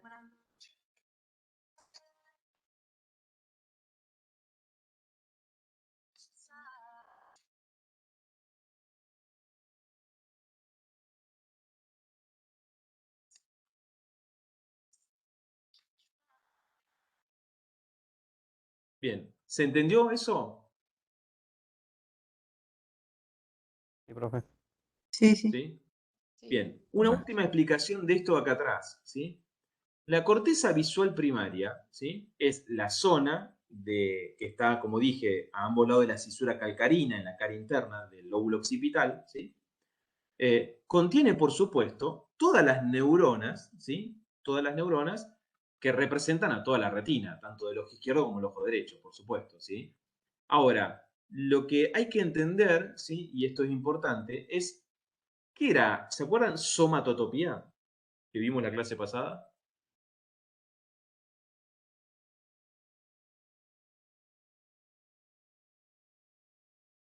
¿Qué era eso? ¿No era que cada una de las partes del cuerpo tenía una representación en la corteza? Perfecto. Somatotopía significa que cada partecita de mi cuerpo está representado en mi corteza sensitiva primaria. ¿Se entiende? ¿Sí? Ahora, cuando veíamos el homúnculo sensitivo, ¿sí? Lo que representaba a las manos, a los dedos, ¿era lo mismo que lo que representaba al torso, a la espalda? No, era más grande. Mucha más más- superficie. Mucha más superficie de corteza le dedicamos a la yema de los dedos, porque es lo más discriminativo, ¿sí? Que al dorso, digamos, a la espalda, ¿sí? Porque con la espalda no andamos palpando nada, ¿está bien? Entonces, es obvio, ¿sí? Es obvio que esa representación cortical de cada parte de mi cuerpo es asimétrica. ¿sí? Le dedico más corteza a lo que necesito mayor sensibilidad y menos corteza a lo que es menos sensible. En la retina pasa lo mismo, ¿sí? ¿Cuál es la parte de visión más eficaz en mi retina? La fobia. La fovea, ¿sí? Porque en la fovea, recuerden que están, primero, más el haz de luz impacta directamente en los fotorreceptores, ¿sí? No hay nada adelante, ¿sí? Están más ordenados y hay más cantidad de conos ahí, ¿sí? Entonces, la fovea es la zona de la retina donde la imagen tiene que caer para verse nítida. Por lo tanto, de toda la retina, ¿sí? La zona que más neuronas le vamos a dedicar en mi corteza visual es a la fovea. ¿Se entiende eso? ¿Sí? O sea, si yo, vamos a poner un número al azar. Si en mi corteza visual primaria yo tuviera 100 neuronas, 90 neuronas están dedicadas a la fovea. ¿Se entiende? Y 10 neuronas le dedico al resto de la retina, donde no me importa, porque si la imagen cae en la periferia, ya va a estar distorsionado. ¿Está bien? Entonces no le voy a dedicar a esa periferia de la retina donde la imagen no se ve nítida. ¿Está bien? Pero sí le quiero prestar mucha atención a la fovea, porque quiero que la imagen que caiga ahí, yo percibirla muy, pero muy nítidamente. ¿Sí? Entonces, cuando yo lesiono el lóbulo occipital, cuando yo lesiono la corteza visual primaria, en general la fovea se respeta. ¿Se entiende? Porque tengo tantas neuronas dedicadas a la fovea, ¿sí? Que es raro que yo destruya todo eso. ¿Se entiende? Entonces, por lo general, ¿sí? Se respeta la fovea, pero pierdo la visión periférica, ¿sí? Pierdo todo lo que es visión periférica, ¿sí? Eso es lo que suele suceder. Por supuesto, si yo lesiono toda la corteza visual, derecha e izquierda, no veo nada. Eso está claro, ¿está bien? Pero en general las lesiones en la corteza visual, en el lóbulo occipital, suelen respetar la fovea, o sea, suelen respetar a las neuronas que representan a la fovea porque son mayoría, ¿está bien? Porque son mayoría, simplemente por eso, ¿está bien? ¿Quedó claro esto o no? Sí, sí.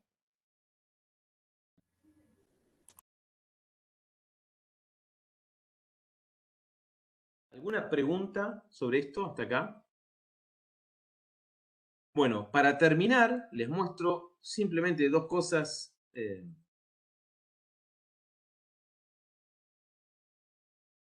interesantes, ¿sí? Fíjense lo siguiente, ¿sí? Hagan el ejercicio, ¿no? Esto se llama ceguera por movimiento, ¿sí? Traten de fijar la mirada en el punto verde que parpadea en el centro, ¿sí?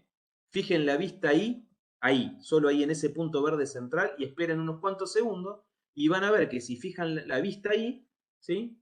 Los tres puntos amarillos que están triangulando, ¿sí? Desaparecen y aparecen. ¿Lo ven eso? Sí, sí, sí.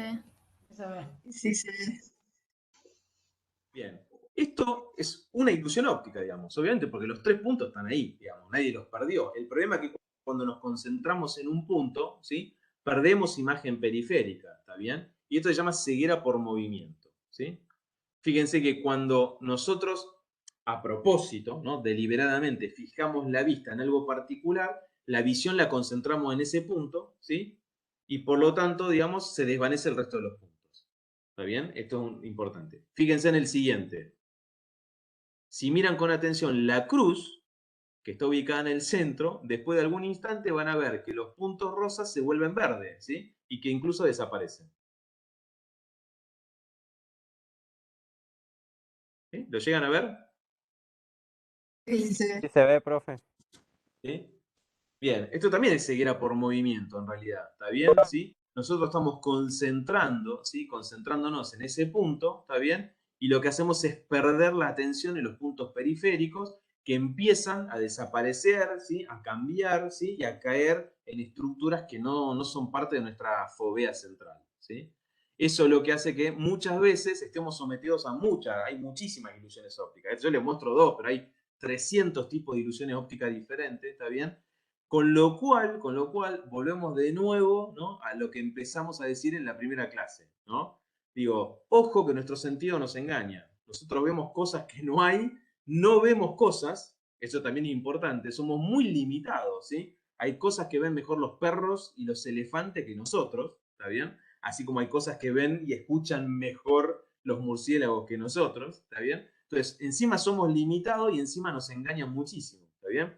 Con lo cual, siempre decimos lo mismo, si los sentidos nos engañan tanto, no ser prejuiciosos, no dejarnos llevar por lo primero que vemos, ¿no? Sino acercarnos un poquito más a los objetos, a las personas, conocerlos más, porque seguramente vamos a perder el prejuicio y los vamos a conocer más profundamente, ¿está bien? Entonces, esto es importante, ¿sí? Si nos dejamos llevar por las primeras impresiones, fíjense, podemos hacer un desastre.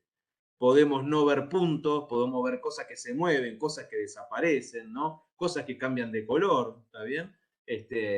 Bueno, podemos ver más de 4 patas en un elefante, ¿no? Podemos ver que el pico de un pato son las orejas de un conejo, ¿no? Esas cosas que veíamos la vez pasada, ¿sí? Entonces, para no dejarnos llevar por la primera impresión, siempre lo mejor es esperar un rato, acercarse más al objeto, conocer a las personas, y en general uno se lleva una sorpresa cuando conoce a las personas, ¿no? Que son más parecidas a uno de lo que uno pensaba.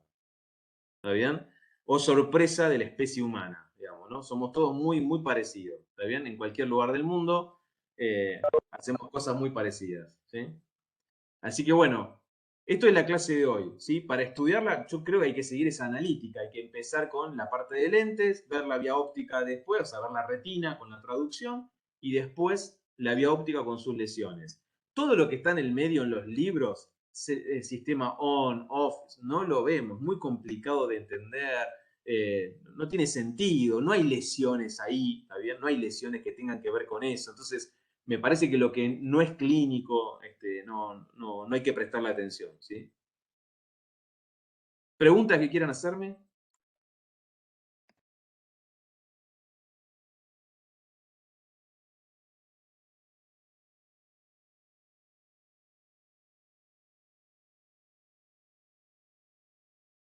¿Ninguna? No. No, profe, se entendió todo. Bueno, es importante, digo... Respecto a la miopía.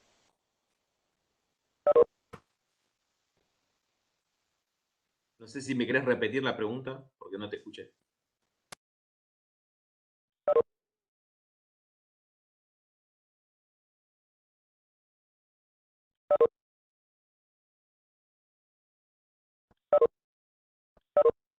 Perdón, no sé si no te escucho nada. Si me estás haciendo una pregunta, no te escucho. Mil disculpas. Yo te quería consultar si una meningitis bacteriana puede generar como secuela miopía. Mira, no sé si ¿O puede no? generar una miopía. Miopía, no sé. Presumo que si la meningitis es ocular, sí. Pero meningitis bacteriana solo de compromiso meningio, no sé si puede causar una miopía. No creo. No creo. Sí puede causar trastornos visuales por compromiso, ¿se entiende? Del sistema nervioso en general. Porque aparte las meningitis suelen ser de la base del cráneo, entonces pueden afectar estos pares craneales, ¿sí? Pero no sé si una miopía, la verdad es que no sé.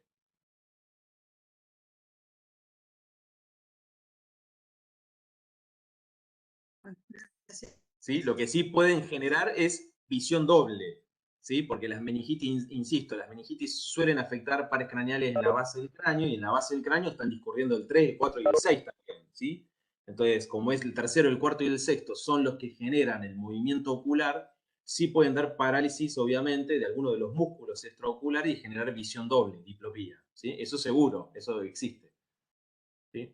Pero no sé si miopía, digamos, porque la miopía es un trastorno de la visión de cerca, digamos, ¿sí? O sea, tiene que ver con la acomodación, etc. Entonces eso no podría contestarte. Profe, una pregunta. ¿Por qué si la lesión ocurre en la corteza, la visión es en túnel? No, eso es una posibilidad, Ah, ¿sí? Una posibilidad es de que vos veas en túnel, que significa veo perfectamente todo lo que cae en la fovea, ¿sí? Pero todo el resto no lo veo, ¿sí? Pero es una posibilidad dentro de las lesiones que pueden existir en la corteza visual, ¿sí? bien. Insisto, si vos lesionas toda la corteza visual, es como si cortara los nervios ópticos, no vas a ver nada, ¿está bien? Lo que pasa es que es raro eso, porque de toda la corteza visual, insistimos, la mayor parte la dedicamos enormemente a la estructura de la fovea, ¿sí? Entonces siempre te quedan neuronas que representan a la fovea, entonces ves bien, muy, pero muy bien, que llega a central y poco el resto. ¿Sí? Bien, perfecto. Gracias. Profe, yo tengo una duda. Si hay un aumento de la presión intraocular, por ejemplo, el glaucoma, y si hay desprendimiento de la retina, ¿se puede volver para atrás o ya no? Sí, sí, porque hoy, digamos, antes era muy complicado, digamos, reparar eso, pero hoy se pueden reparar, ¿sí? Esas estructuras, digamos, con láser por lo general o con microcirugías, ¿sí? Con microcirugías. A veces un poco más invasivas y otros menos, pero sí se pueden reparar, ¿sí? Sí se pueden reparar. Muchas veces el desprendimiento es abrupto, digamos, y pasa mucho tiempo y es complicado recuperar todo, ¿no? Pero sí se puede. Pero el gran riesgo que tiene, como decís vos, el glaucoma es el desprendimiento de retina, ¿no? ¿Sí?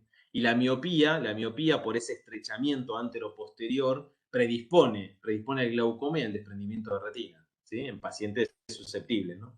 Sí. Sí, pero se puede reparar, ¿sí? Una buena parte se puede recuperar. De hecho, hoy hay en procesos que tienen que ver con procesos de degeneración de la mácula, procesos de degeneración del epitelio pigmentario, hay un montón de terapias que se están haciendo con anticuerpos monoclonales en algunos casos, con terapia génica, que se está tratando de hacer ahora, digamos, para provocar la recuperación de la vista, ¿sí? Así que hay muchas cosas hoy que se hacen. Bien, gracias.